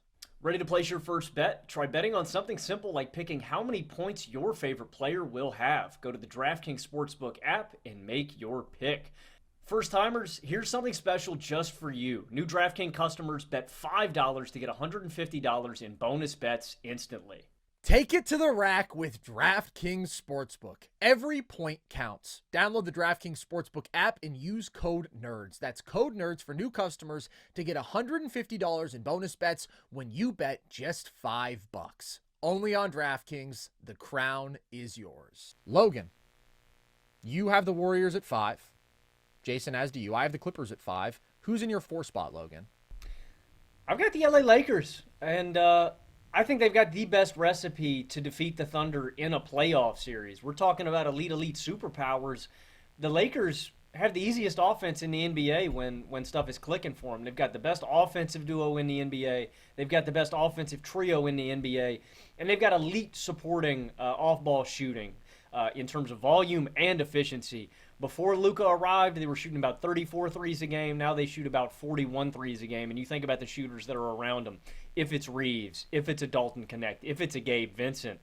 And this team plays super fast. And I feel foolish. Jason, you spelled all this out for us the first time we had you back on after the Luka deal, but we were a little too skeptical, I think, about the defense and some of the viability of these lineups. You were talking about how they had these jumbo-sized wings and these lineups that can rebound and defend. Because that was probably my biggest concern. Is this team gonna have enough defense? Are they gonna have enough rebounding? I think they do with Vando, with DFS, with Jackson Hayes, with Hachimura. And so it's and I would, Carson, you're talking about the tiers. I would have the Lakers almost, I feel like, in a tier of their own separate of Golden State. I would have them like in this little tweener range in between where I think 5 to 12 is really congested. Then the Lakers are kind of by themselves here in 4, and then it's like the top 3 teams to me. But I think they've got the best recipe to knock the Thunder off. And it's going to come down to what we get out of Luka, in my opinion. I think that's the biggest thing. And that's why I just struggled to have them higher, because it's so weird to me, the NBA discourse. Luka has one of these like big games against Oklahoma City and they smack him in the jaw, and then we just want to write Luka like everything's right with him. I'm still worried about the version of Luka that we're going to get in the playoffs. Is he going to be aggressive getting downhill? Is he going to be aggressive attacking mismatches? Is he going to be settling for his jumper a lot? Is his jumper going to be falling? It's like, I know the playmaking that I'm going to get out of him. I know what LeBron's going to give me for the most part if he's engaged. I don't know what level Luka's going to be as a takeover scorer and how consistent he's going to be. The Lakers are scary. Basically, all that Jason laid out in our original show, I'm there with the Lakers. I think the Lakers are very deadly, and if we get Luka and LeBron on their game, if the shooting's on, like, sure, this team has their holes, but their offense is so elite. I could see them just mowing down teams and getting back to the conference finals. And then in that hypothetical, if they were able to draw the Thunder, I'd give them a real good chance at pushing the Thunder to 6 or 7 and knocking them off. So I think they are the biggest threat to the Thunder in the West. And I also think a good supporting number. I don't know if it's still this, but they had the second best record against teams in the West, just second to OKC this year. They play the top teams in the West really, really well, and they've got their superpower. I think the Lakers are really scary. I have the Lakers one spot higher at 3 over the Cavs. Now, we'll talk Cavs later, but the 2 reasons why I have the Lakers over the Cavs are pretty simple. The Cavs for 42 games now, so more than half the season, have been the 14th ranked defense and the 23rd ranked defensive rebounding team. So they're pretty much at this point just a high volume scoring team that relies a lot on playing with pace, which is something that I think is a little less reliable when we get to the postseason. The second reason why I put the Lakers over the Cavs is actually just a very simple thought exercise. Who's more likely to upset the top team? Like I have the Celtics and Thunder in the top 2. Who's more likely to beat who? Do you think the Cavs are going to beat the Celtics, or do you think the Lakers are going to beat the Thunder? And I think the Lakers match up better with the Thunder and are more likely to beat the Thunder than the Cavs are to beat the Celtics. And so as the premise of this list is who is most likely to win the championship, I ended up putting the Lakers above the Cavs for that reason. Now, I'll just really quickly give you guys my synopsis on what it's been like covering the Lakers super closely over the course of the last 2 months.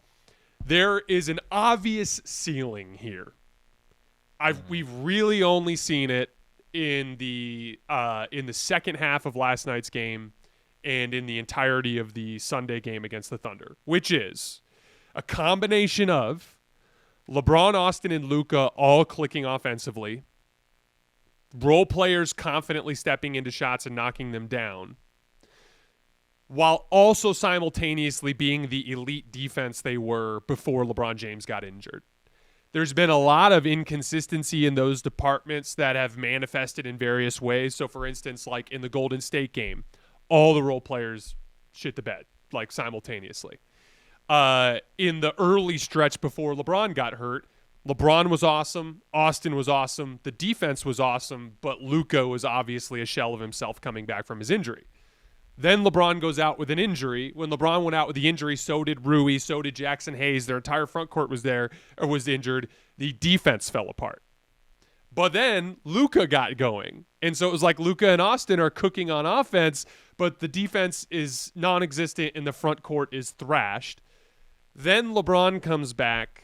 Then Jackson Hayes and Rui come back, and the defense just didn't look the same. They just hadn't really regained that rhythm defensively that they had. And LeBron was like visibly not trying to step on everybody's toes as he was trying to work his way back into rhythm.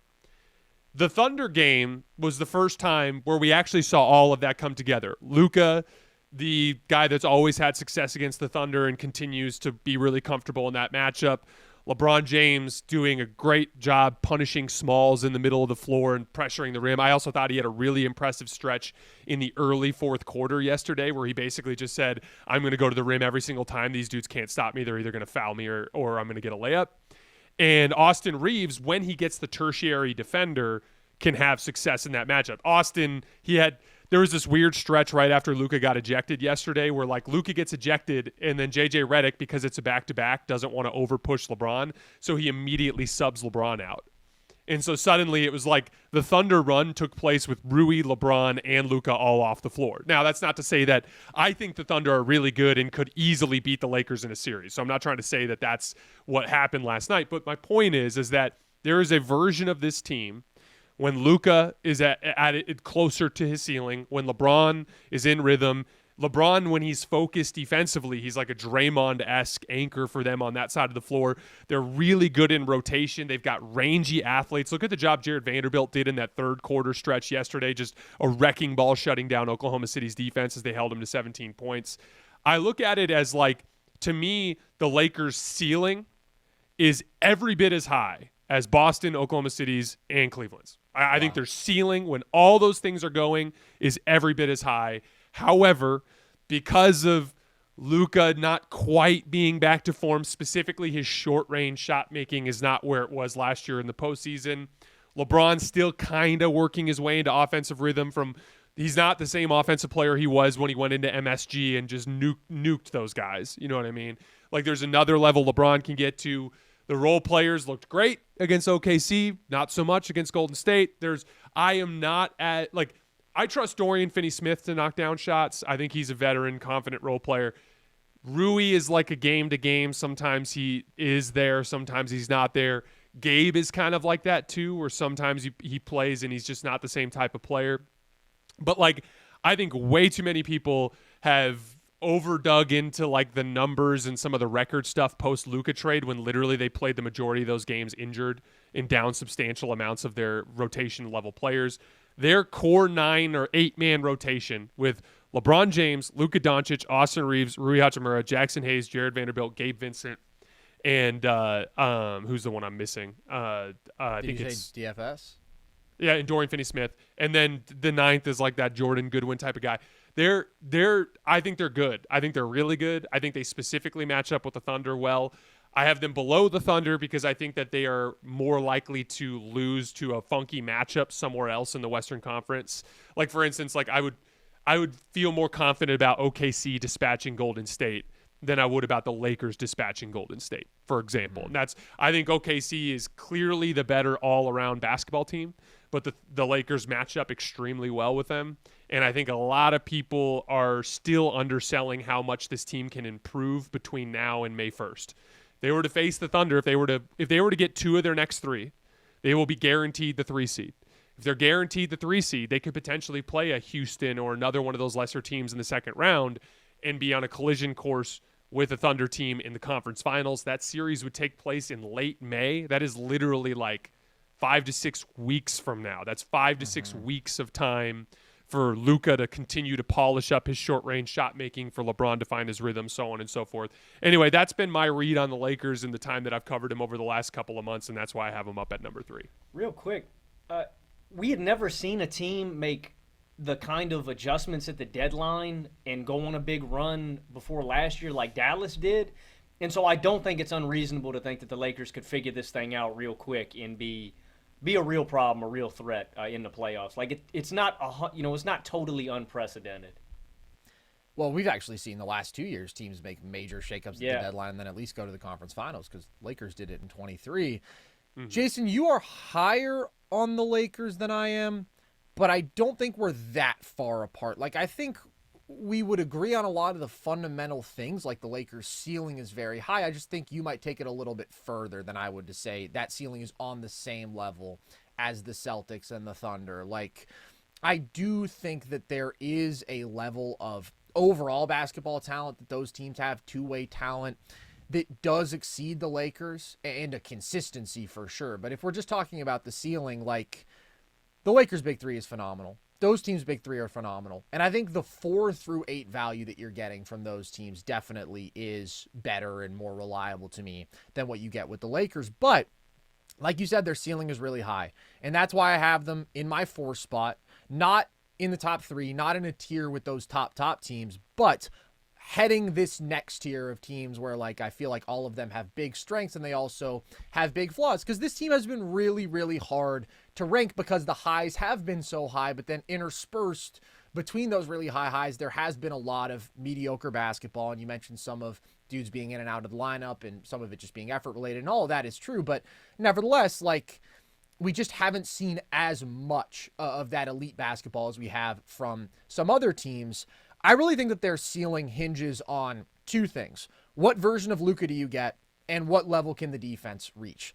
The Luka one is tricky because he just hasn't been the same player this season. He hasn't been the same player since joining the Lakers that he was last year, where he was having one of the greatest offensive seasons ever. Like you mentioned, the touch shot making not being the same. He's 48% on 2-pointers. I think that you also see his ability to get to and finish at the rim hasn't been the same as in years past. His ability to get by people hasn't been the same. The 3-point shooting has been solid. He's 35%, but there is some inconsistency there, and it's not the level it was last regular season where he was like one of the elite jump shooters in basketball and had taken a leap. So the production from him isn't the same. The efficiency isn't the same. And you see some of those games, like, he does have a low floor as a scorer, much lower than he has in some of the previous seasons. And like, if you do look at any of the big picture numbers, they're not super impressive. Like in LeBron, Luka, Reeves minutes, they have a 119 defensive rating. They have a -3 net. They have a negative net rating when LeBron and Luka are on the floor together. In games Luka has played, their offensive rating just ranks 13th. But at the same time, like, you see the ceiling. And I do think that I lean on the side of believing in them reaching that ceiling more consistently.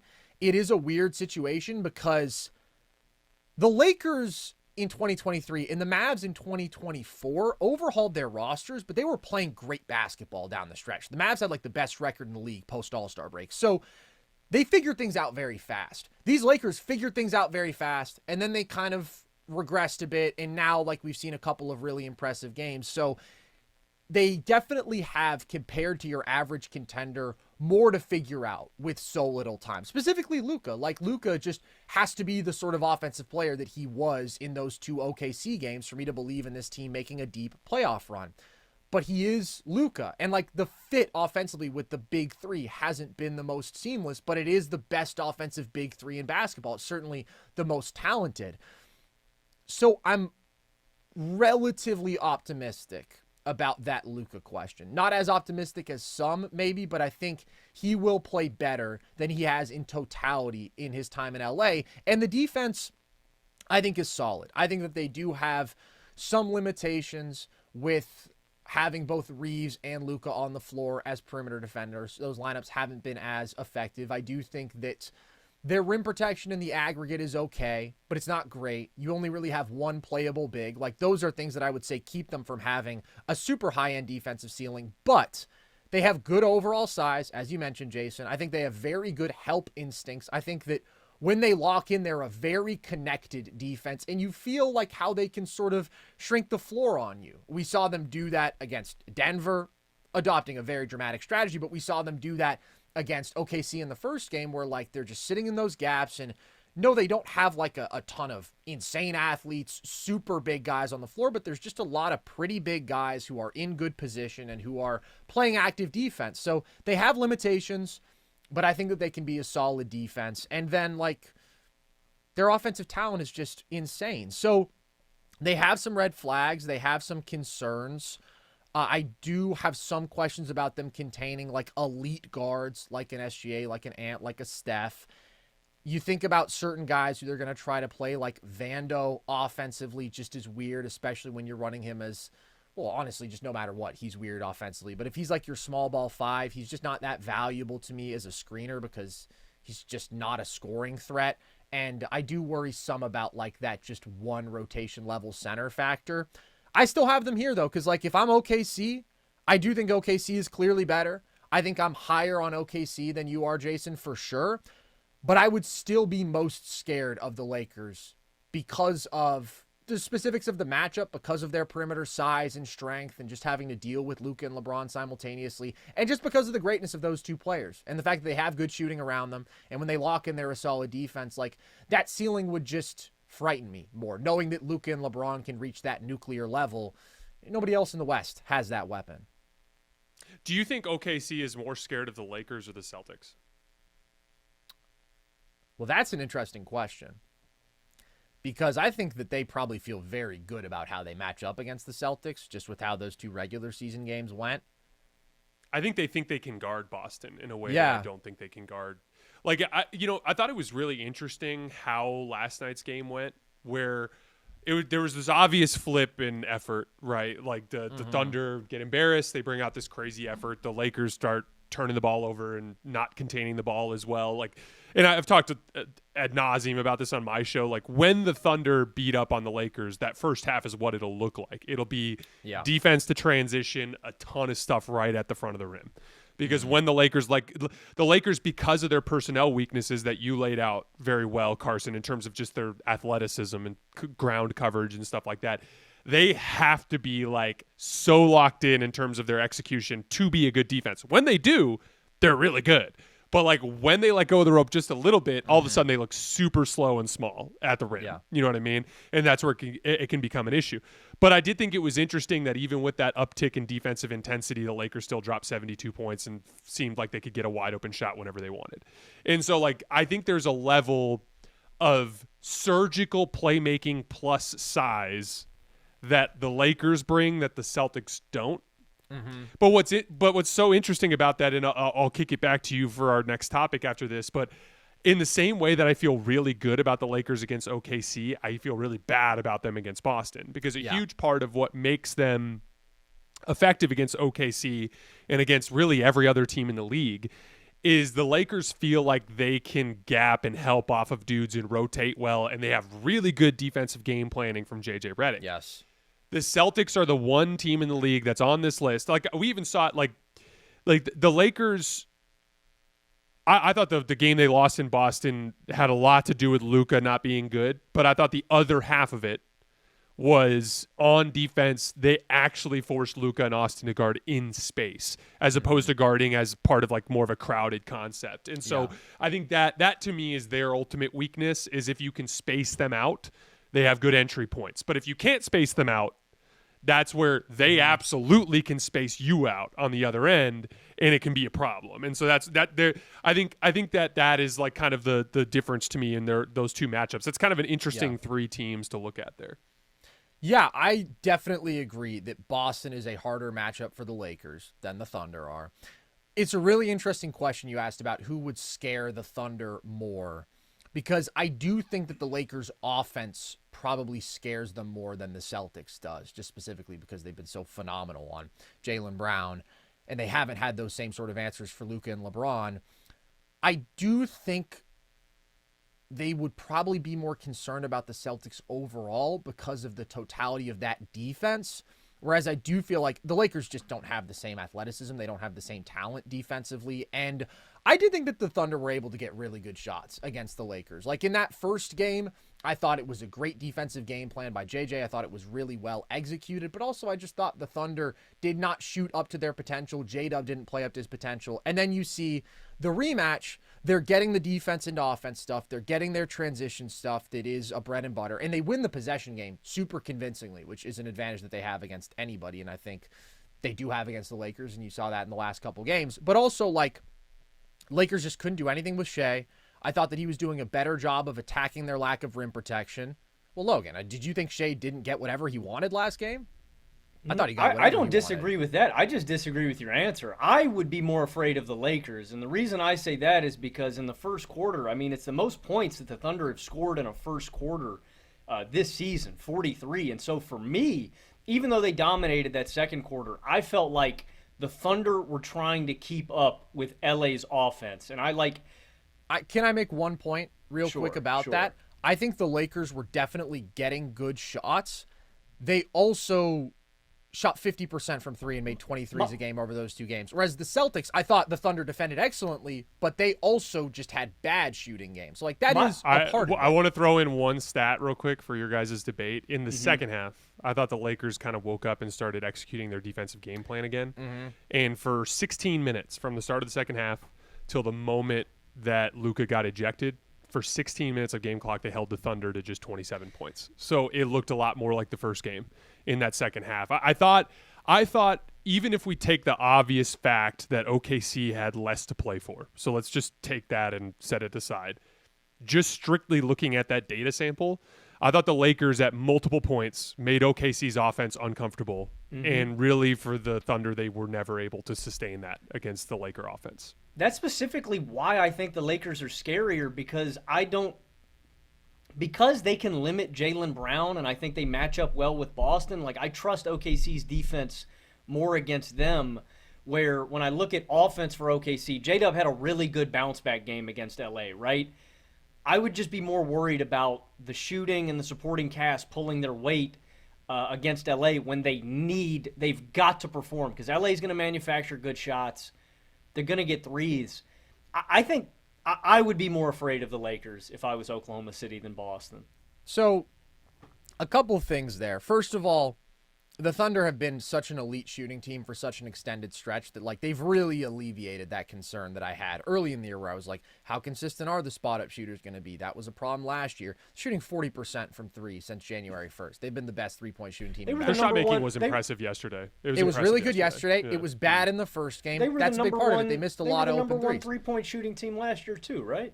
Well, their three-point volume's gone up compared to last year, and I just feel more confident in some of their individual shooters. Like, Chet had a really bad shooting postseason last year, but he's sped up his release this year. He's gotten more comfortable shooting against closeouts. He's just been more efficient from beyond the arc, so I feel a lot better about him. They don't have a non-shooting wing like Giddey bogging their spacing down in certain lineups, so I do definitely feel like they're a better shooting team.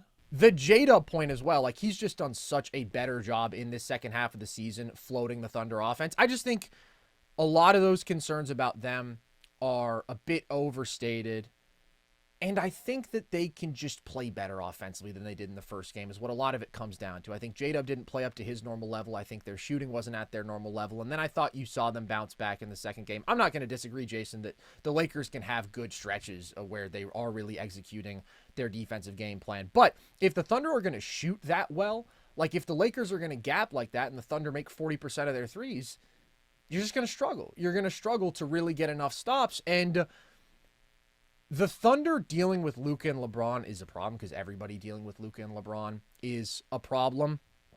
I do think that you saw real stretches in that second game, though, of the Thunder doing what they do best with their defensive activity, forcing turnovers, getting out in transition offensively. And some of that is maybe Lakers' carelessness, but some of that is also just the different level speed and ball pressure and activity that you get from the Thunder defense. So I do want to ask, what do you think is the Thunder's best approach schematically to dealing with Luka and ball screens that are set for him in a series, Jason?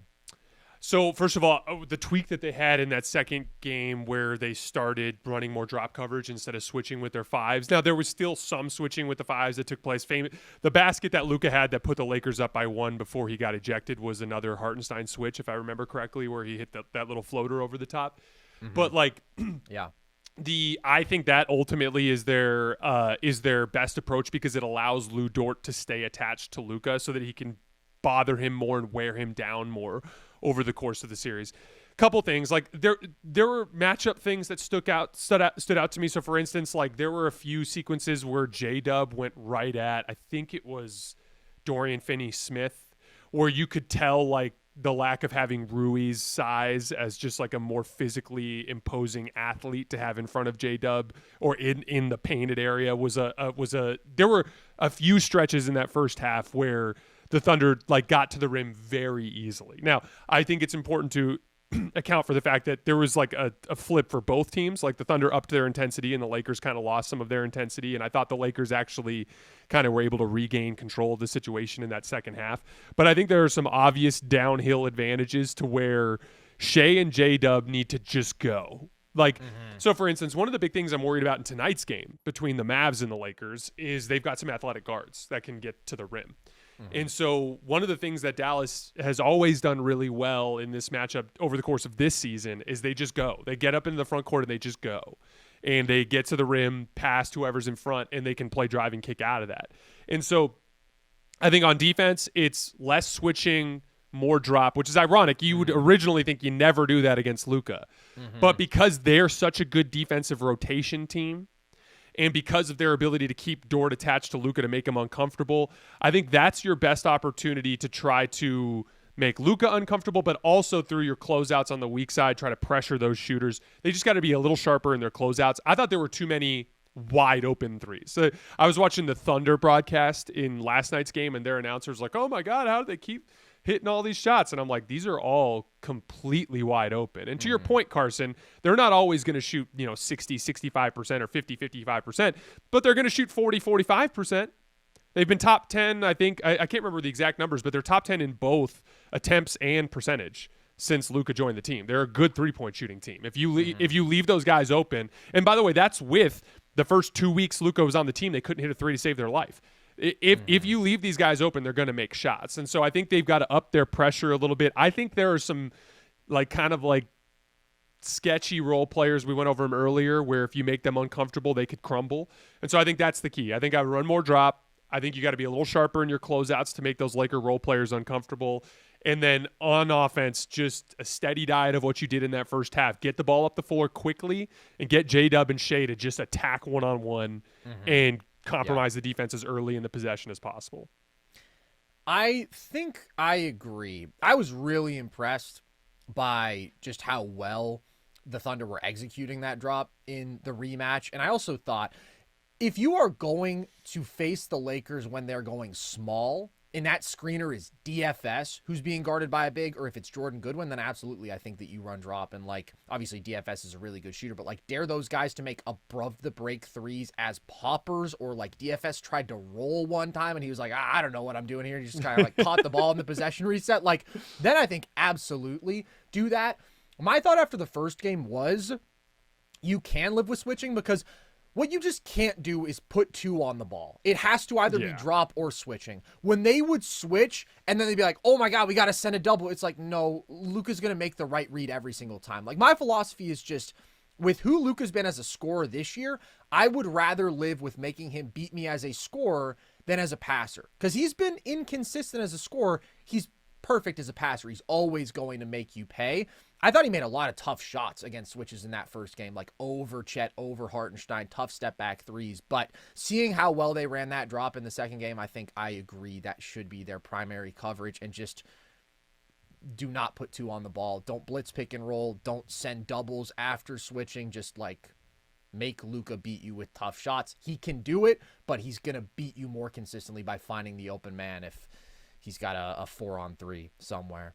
I think I agree with you. I thought they bailed. I thought they bailed on the switch and stay home too early in game one. I agree. He got Hartenstein a few times, but then then they immediately started sending extra bodies. Last thing I'll say though is it's been interesting to see as how you start rooting for a player, you actually learn more about him because you watch him a little bit more consistently. It's a difference between watching 40 Mavs games and watching 82 Lakers games. But I've been really interested in how he prefers to attack bigs over smalls, which I think is really fascinating. I think part of it is because Luka has not felt comfortable with his mid-range shot making, which is where his shot making goes when he's going against smalls. But the other piece of it is you can tell Luka likes to get his rhythm off the dribble. And the reason why he likes attacking bigs is they don't pressure the ball. Bigs will allow you to go get comfortable with your handle. And so even though those are tough shots technically, once Luka's getting in his bag, it's really just him in the gym by himself. Exactly. I actually thought the last possession, the one before Luka got ejected, was Hartenstein's best switch rep because he ran out there and pressured him and forced Luka to make 3 or 4 counter moves before he finally got it. Luka gave him a bucket, but that was probably the toughest shot that he hit in any of the Hartenstein switches, was the one where Hartenstein pressured him. And you could tell that was probably Mark Daigneault who told him to do that. I did think Hartenstein tried to pressure him on a couple possessions in the first game. He was picking him up 35 feet out, though, and then it's that's a lot of runway. It's just too far. To a guard. Yeah.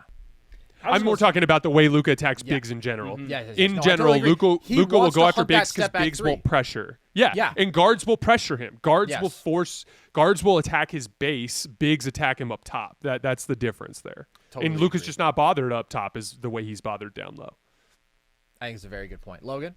I was just going to say, for one of those elite jump shooters, like you said, Jason, you let him get that reset dribble. It's a 60% shot at that point. There's really nothing you can do. And I'm glad Oklahoma City went away from those looks. Last thing on the Lakers, I'm still just pissed that the refs bounced him from that game because that felt like one of the best games of the year, man. Like, way to just take the Thunder away from the – not figuratively. I meant to, steal the Thunder. Like, they stealing our Thunder. Appreciated that. We could have talked crunch time stuff. We would have had this awesome 7-minute sample of crunch time basketball between these two teams, and JT Orr just took that away from us. Just robbed it was so ridiculous. I was so upset about it last night. Just as a basketball fan, how annoying was that?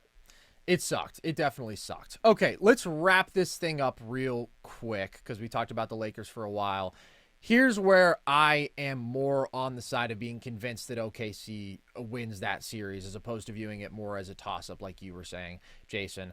I think they're going to win the possession game, probably by a lot. I think that they have a lot more options in terms of lineup versatility. They can go with the double bigs, but if they feel like, okay, we want to try switching 1 through 5, but we don't want Hartenstein out there, they can go with Chet, right? That's just a superpower that the Thunder have that the Lakers don't have. They're either going Jackson Hayes or they're going small, and that's an advantage for the Thunder. And then I don't disagree that in these two games, I think there were more stretches where the Lakers made the Thunder uncomfortable than vice versa. I don't know that I think that that's the case over the course of a series. In fact, actually, I would say that when you get the fully locked-in Thunder, even though it's not going to be a question of, oh, we feel like we can physically match up in terms of strength with Luka and LeBron, of course, their speed, their pressure, their help defense, their rotations, their collective rim protection, I just think that they can put more pressure defensively, and I think that the Lakers are going to have a good defensive game plan, and they'll probably execute it well. I still think their personnel limitations, if the Thunder are making shots they should make, it's just going to be a little bit easier. I'm banking on the Thunder being that elite offense and then being that dominant defense, whereas the Lakers are an elite offense as well, but I think they max out their defense. It's just still not the same ceiling to me. So that my little 30-second closing argument would just be, I think the perimeter size is the advantage. If the Lakers can execute their game plan, which means if LeBron and Luka don't turn the ball over. So in the first game, LeBron and Luka only 4 turnovers. If they take care of the basketball, and if on defense they execute their defensive game plan, it turns into a matchup hunting contest. And I like LeBron and Luka attacking, specifically Luka attacking bigs and LeBron and Luka attacking smalls, more than I like Shai and J-Dub playing in a crowd trying to take a bunch of contested 15-footers. So that ultimately is the basketball case. And then the second piece is the Lakers are a substantially more experienced team. Luka's played in the finals. He's played in the conference finals twice. Austin Reeves has played in the conference finals. LeBron James has played in 10 NBA finals. They are the more experienced, more comfortable team in that setting, which I believe matters. I know that this is probably one of the largest areas where Carson and I disagree. I'm like an old-fashioned, the playoffs are different kind of guy. I'm an old-fashioned, I'll just use this as a really quick example. The Thunder, Alex Caruso is the only player in their rotation who's over the age of 26. He's the only guy. So they have this unbelievable, massive energy advantage in the regular season. The Celtics, Jason Tatum is the only player who is 26 or younger in their rotation. They obviously don't have the energy advantage over the course of the regular season. And so that I think the Thunder are not quite as good as their metrics would lead you to believe because they're benefiting from youthful exuberance in the regular season. And I think the Lakers match up well, specifically in terms of their perimeter size and experience. Logan, do you want but really quickly, I still think it's 50-50, though, and I would not be the least bit surprised if the Thunder won that series. And I might get there and pick the Thunder. A lot of it comes down to how Luka looks right before that series, too. Yeah, I think the Lakers have more offensive firepower. I think it goes 7 if we get a hypothetical. I do think I'm closer to 50-50 than it being like a Thunder walk in the park, but I think I lean OKC right now. Last thing I'm going to say, my closing statement. I don't think that we are that far apart philosophically, Jason, in terms of I think the playoffs are way different than the regular season. I do generally value experience a good bit, right? This is last year. I remember we talked about OKC versus Minnesota going into the playoffs. Who do you think is the more substantial threat? I said Minnesota for a number of reasons, physicality, experience being among them.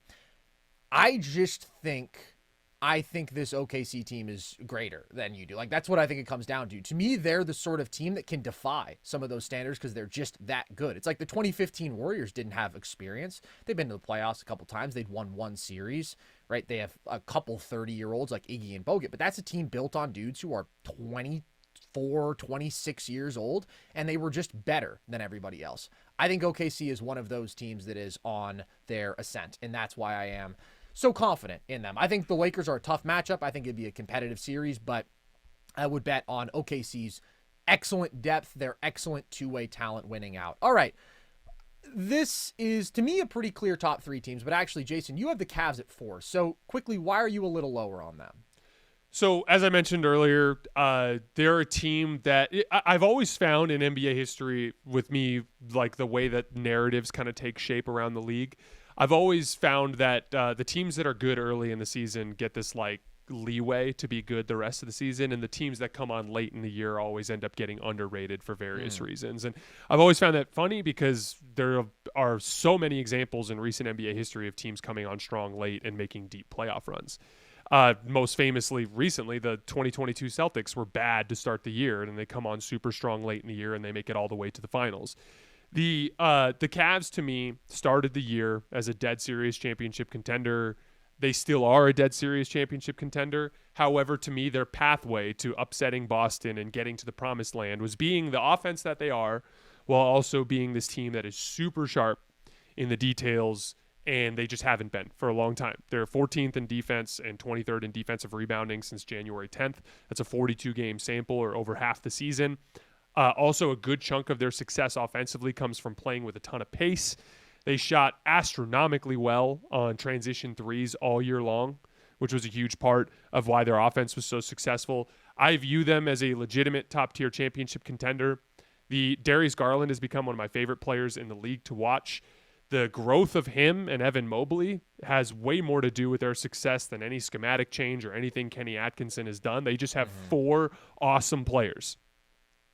The problem that I have specifically is, in addition to those defensive issues and the rebounding issues, Jason Tatum is very comfortable attacking 3 of their starters.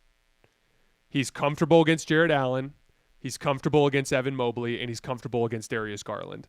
That, to me, is a much bigger hill for them to climb, so to speak, in that matchup relative to OKC LA.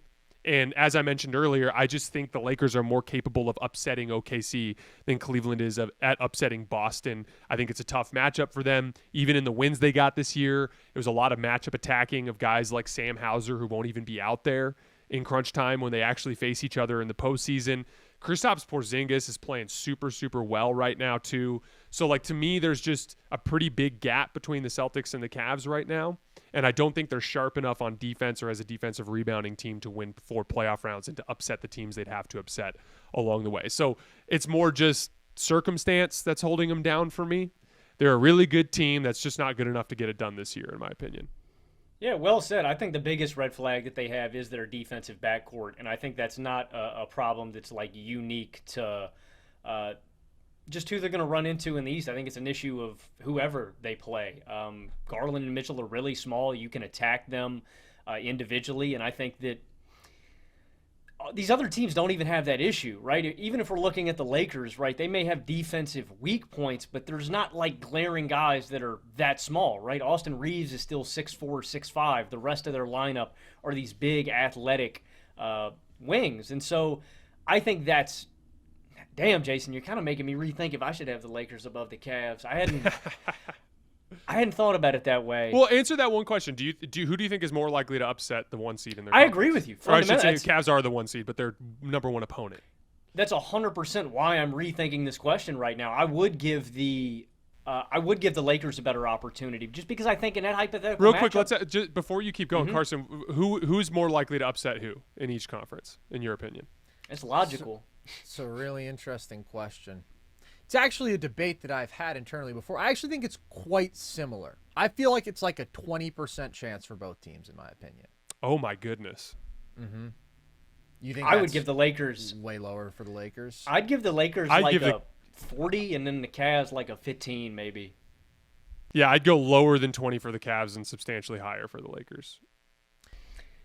Yeah, I think that the Cavs offense is just insane. I mean, maybe that's what I'm more confident in than you guys. I think that their offense really might be the best in the league. It's at least strongly in the conversation. The problem with Boston is that they are going to hunt Darius Garland relentlessly, and they're going to get great results out of it. That's the big thing. Like, Tatum does like hunting those switches with the bigs. I actually feel like Mobley guards him well. I thought Mobley guarded him really well in the playoffs last year. Tatum can get a little separation, but a lot of it's for, like, tougher pull-up jumpers. To me, it's just like Garland's going to get brutally attacked, and how do you overcome that over the course of a series against a team that has elite defensive personnel? You have to be insane offensively. Your shooting has to be insane. Donovan Mitchell has to go nuclear, which he has against the Celtics. Garland has to be phenomenal. Mobley has to be knocking down his shots and comfortable offensively and trying to find some mismatches. So it's definitely an uphill battle for the Cavs, just because I think both they and Boston are insane offenses. One team is an elite defense that has no holes. One team is a good defense that does have holes. I just also think that the Thunder defense is a good bit better than the Lakers. I don't want to get back into that conversation. I think that it's similar between the two. I just think that Boston would have to be man down for Cleveland to Okay, win. well, let me ask this. Who has a better chance of beating the Celtics? Because I just think the Celtics are a harder team to beat. I think the Thunder have a better for the chance of average. beating the Celtics than the Lakers. I'm saying between the Cavs and the Lakers. Who has a better chance to beat the Celtics? The Lakers. Why? I think that the Laker defensive personnel is a little underrated, specifically against pull-up shooters. It's the to-the-rim stuff that they can have some troubles with. They defended better in the second half as they started to make their run in the game in Boston. I also think that there are smalls that they can attack. Specifically, the Lakers can get into Boston's defense through Derek White and through Drew Holiday, which really was the turning point of that game before when who was it that got trying to remember what exactly happened. There was something that went down in the fourth quarter where the Lakers got it to like 4 or 5 and then the wheels came off. I think it was like someone got hurt or LeBron got hurt. That's what it was. Mm-hmm. The thing that turned the game around was they stopped going after Horford. Like, it was crazy how they kept going after Horford. Yeah. And Horford is just literally Horford to me is like the guy that Luka and LeBron should not be trying to attack. Mm-hmm. He's the one guy that, like, they're not fast enough to get around him or big enough to get through him. And he's just so good at perimeter defense relative to other bigs that he doesn't get lost in the sauce the way that, like, Isaiah Hartenstein and some of these other bigs can, where they look like a deer in the headlights. That game was a Horford masterclass. Dude, I think they shot like amazing. 2 of 12 on ISOs against him or something. He was phenomenal. Yeah. The Lakers, though, really went blow for blow with them for most of the first half, and then once they stopped attacking Horford and they started going after the guards, they immediately worked their way back in the game. And again, it was 5 minutes left in the fourth quarter. It was a 5-point game. Lakers had all the momentum when LeBron got hurt. Again, I'm with you. I think it's closer. I think it's much, much closer between Cleveland and LA against Boston than Cleveland versus Boston and LA versus OKC, if that makes sense. Because that's kind of my thing with this whole question. Like, I think that OKC is my number one team. I'll spoil it. And the reason is I think that they match up really, really well against Boston. And I think both them and Boston are a level above the league in my eyes. But Boston is more so a level above the rest of the league than OKC is, because I think Boston's offensive margin is greater than OKC's is. So that's why I think if you're talking about any other team, on average, who is going to be harder to beat between Boston and OKC, they're both really hard. Boston is harder to beat. But then I think when it comes to the OKC versus Boston matchup specifically, I like OKC. But I have to say, after seeing how the Lakers played against OKC, I don't necessarily think there's a big gap between them and the Cavs. And I do have concerns about the Cavs' point of attack defense, and specifically Garland as just a major entry point. I don't think that they're an average defense, though. I think with what they do on the back line, I think that they are a team that has, like, especially in the last month, not quite been playing with the same intensity. And I think part of that is because they had the 1 seed locked up like halfway into the season. they're a good defense, but they're definitely a flawed defense, in my opinion. So that's why I can't have them higher. Basically, I just think the Celtics and Thunder are both more elite two-way teams, clearly. I love the Cavs. I love their offense. I love Mobley. I love Garland. All those guys have been phenomenal, and like their superpower is 48 minutes, you're going to have an elite guard on the floor, and you're going to have a really good big, and you can play all four guys together, and they're great, and you have a really nice group of wings to mix and match with them, especially now that they have DeAndre Hunter, and I really like all those combos. All that stuff is great, but beating Boston it's a gargantuan task for them. It's a real mountain to climb. So maybe 20% is too high. Maybe I should go a little lower. Let's get into this. I love the Cavs. I'm assuming we all have Celtics, Thunder 1, 2. So, Logan, Yes. Do you have Celtics 1, Thunder 2, or Thunder 1, Celtics 2? I have Thunder 1, Celtics 2. Okay, so both of you have Thunder 1. I have Celtics 1. I have a radio hit in 13 minutes. So let's get into that debate. Let's get into that debate. So make the case. I am tempted to agree with you. I think the Thunder match up extremely well with Boston because of their perimeter defense talent. So why don't you make the case for why you have Thunder over Boston?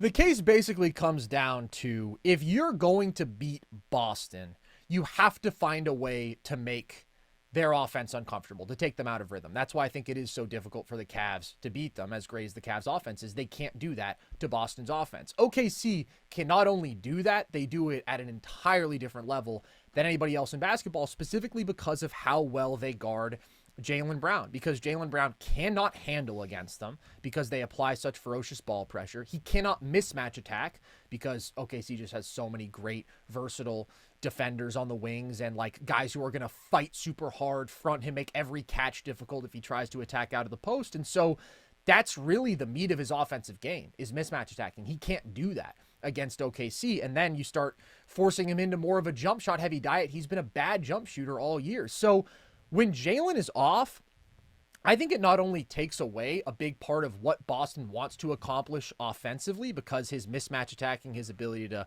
create dribble penetration, those are such great routes to good offense for them. He can't do that against OKC. It's also like he starts bogging you down, taking you out of rhythm because you're kind of trying to force these possessions that just aren't good. So that's the biggest thing because as good as Boston is defensively, I don't think that they can do anything with Shai, and if the shooting around him is as good as it's been for the last few months, like I think that they are just going to get really good offensive results. I mentioned J-Dub, how much better he's been over these last 25 games, giving you 22, 5, and 5 on 59% true shooting. And the huge stat is OKC in those last 25 games has a 119 offensive rating with J-Dub on and Shai off. They have been phenomenal in the non-Shai minutes for a long stretch now. That is huge. This is a matchup that I really like OKC in, and I'm going to bet on the elite offense, historic defense, all-time great offensive player, phenomenal two-way supporting cast,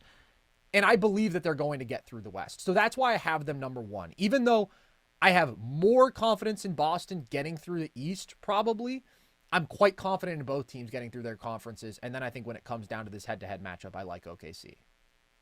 Yeah, I think they've got the guy who could be the best player on the floor in that hypothetical series. I think they've got a historic defense. And, I mean, again, you can talk about, Jason, how you think some of the stats are phony, and I think I agree on the surface. But phony is too strong. Not phony, just I don't want to be blasphemous, inflated, but sure. they're a little inflated. Yeah. They've only lost back-to-back games twice this season. I mean, this is a team that's really hard to get. They've only lost 14 games all season when they didn't have Chet for 55. Didn't lose without J-Dub. Pretty crazy. Why do you have Boston number one, Jason? Okay, so first of all, you made a very good case, and I agree. The case I see the same thing. So I think the Thunder specifically match up well against Boston because of their ability to contain the ball and keep them out of rotation and stay out of those drive and kick wide open threes. In the same way that like LeBron and Luka are surgical in getting high quality twos and great kick out opportunities, Jaylen Brown and Jason Tatum can be infuriatingly inconsistent in that department. I also think that there's a simple fact that like Boston is definitely not as engaged as they were last year. And I think the metrics reflect that. However, I'm going to say the same thing that I said about Nikola Jokic last year. If you shoot poorly all season you're probably going to shoot poorly in the postseason. That's the most likely scenario. There are several Celtics that are just not shooting as well as they did last year. The two big ones for me are Drew Holiday and Jaylen Brown. Those two guys are just not as consistently good knocking down three-point shots as they were last year. Jason Tatum also, he shot really well in the fourth quarter against the Knicks last night, but Jason Tatum for 20-something games before that was a 30% three-point shooter. So there's a version of this with the Celtics too where they just shoot extremely poorly relative to last year and they're just not as imposing. That said, I think that there's a lot of statistical noise in the regular season. It's a big part of why I don't, like for instance, you want to know why the Lakers metrics are so terrible? Look at who they lost to since getting Luka.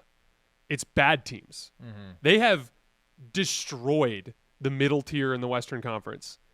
And like everybody who's come into their house has lost, except for they like lose to Utah, they lose to Charlotte. You know, they'll drop these. They lost to the Bulls. They lost to the Magic. Like they lost to these like really bad. They got 40-pieced at home by the Bulls. That's going to affect the numbers in the way that team reflects statistically. Similarly, Eastern Conference versus West. The Eastern Conference plays a substantially weaker schedule over the course of the 82-game season. That's going to manifest in the offensive ratings, in the defensive ratings, in the net ratings, right? Like a simple fact, the Lakers have beat more teams that are in the top 10 in point differential than both the Cavs and the Celtics this year because they just play a tougher schedule out in the Western Conference. And so a lot of the statistical noise for me is tough to account for. Similarly, I talked earlier, the Celtics are just an older team that is super talented and winning a lot of games, but they're more in just get through the 82-game season mode than a team like OKC, right? So there's like a lot of statistical noise there that makes it difficult to sort through. The reason why I kept the Celtics over the Thunder really comes down to I trust their offense to be more resilient series to series, game to game, and they're older and more experienced, a little bit bigger and stronger on the perimeter. I think they're just a bunch of grown men that know exactly how they want to play, that know exactly what they want to do. I think they are more likely to reach their ceiling in an NBA Finals series than the Thunder. And the last thing I'll say about it before I kick it back to you, historically, teams who play their first time in the NBA Finals play well below their potential. Even the Warriors in 2015, who you said won, they won because of a war of attrition. It wasn't even just the Cavs. Everybody they faced in that playoff run was decimated by injuries. Even with the injuries to Kyrie Irving and Kevin Love, the Cavs held a 2-1 lead in that series because it is such a different stage with so much pressure, so much media attention. It just is different. And every single time they play poorly. Jason Tatum played awful in his first NBA Finals. LeBron James played awful in his first NBA Finals. Jokic played really well, but he was older and faced a really limited Miami Heat team in that series. For the most part, when you go back, Steph played so poorly in that NBA Finals, he didn't get a single Finals MVP vote. As you go back, historically, teams play extremely poorly in the NBA Finals because it is such a different stage. It is so uncomfortable. If they face the Celtics there, the Celtics will be more comfortable. They will be the more comfortable team, and I think that's a big advantage for them. So I don't totally disagree, but I do think that there are a lot of counterexamples of people, great players, great teams playing phenomenally in their first time in the finals. Like we've seen it in recent years with a number of guys, if it's Jokic, if it's Giannis, who, yeah, they're all-time great players, but you could look at a younger guard like D. Wade in 2006. I have the utmost confidence in Shai. I just think he's one of the best scorers we've ever seen. 33 points per game on 64% true shooting. I think he's built for the playoffs because he gets wherever he wants in the paint. And I don't think that there is a counter for that, again, if the shooting around him holds up as it has been, because they have the connective playmaking. So I have no worries about him, honestly, just being phenomenal. It's the other. I agree with you. It's the other. Which guys. I get. Yeah. Which I do get. Like, J-Dub is probably the biggest question mark for me with this team, more so than the collective shooting. Just can he create enough advantages? Because sometimes he just goes out there and takes a lot of really tough shots. But he's been playing a lot better. I think a lot of his issues early in the year were just a shooting slump that he's long since broken out of. I'm a Chet believer. I'm a believer in his shot. I'm a believer in his ability to be effective as a driver. So I am very optimistic about OKC, and I understand that, and I acknowledge that. And I think that Boston is the safer pick. I think that they've been the safest pick end-to-end this year. I think that they have the most margin. I think they are the most guaranteed to be great, basically. But I think OKC has a couple of A++ traits in their offensive engine and in their truly historic defense. And in the specific matchup, that's what I would bet on winning out. But it's literally like 51-49 for me. Like I have internal debates about it all the time with myself because Boston is insanely good and they've already done it. And I think Tatum's better than last year and KP is playing unbelievably well. And I think their depth is better than last year. So it's going to be incredibly close. And I hope that we do get to see that NBA Finals because I think it would be one of the best that we've gotten. Jason, thank you for giving us so much of your time. We got to let you go now. You've got other things to do. But everybody go follow Hoops Tonight everywhere, YouTube, across social. Check out Jason's show because obviously it is phenomenal. And thank you for coming on, man. It was great to see you guys. I always appreciate the spirited debate. Carson, you and I get into some legendary matchup debates on this show. It's always a lot of fun. Logan, it was good to see you guys too. I wish you guys good luck in this chaotic 2 months that we're about to head into, and hopefully we'll get to chat a couple more times along the way. Yeah, absolutely. Playoffs are going to be great. Everybody lock in to Hoops Tonight and Nerd Sesh throughout. So appreciate you guys. With that, as always, I've been Carson Bradber. I have been Logan Camden. And this was Nerd Sesh.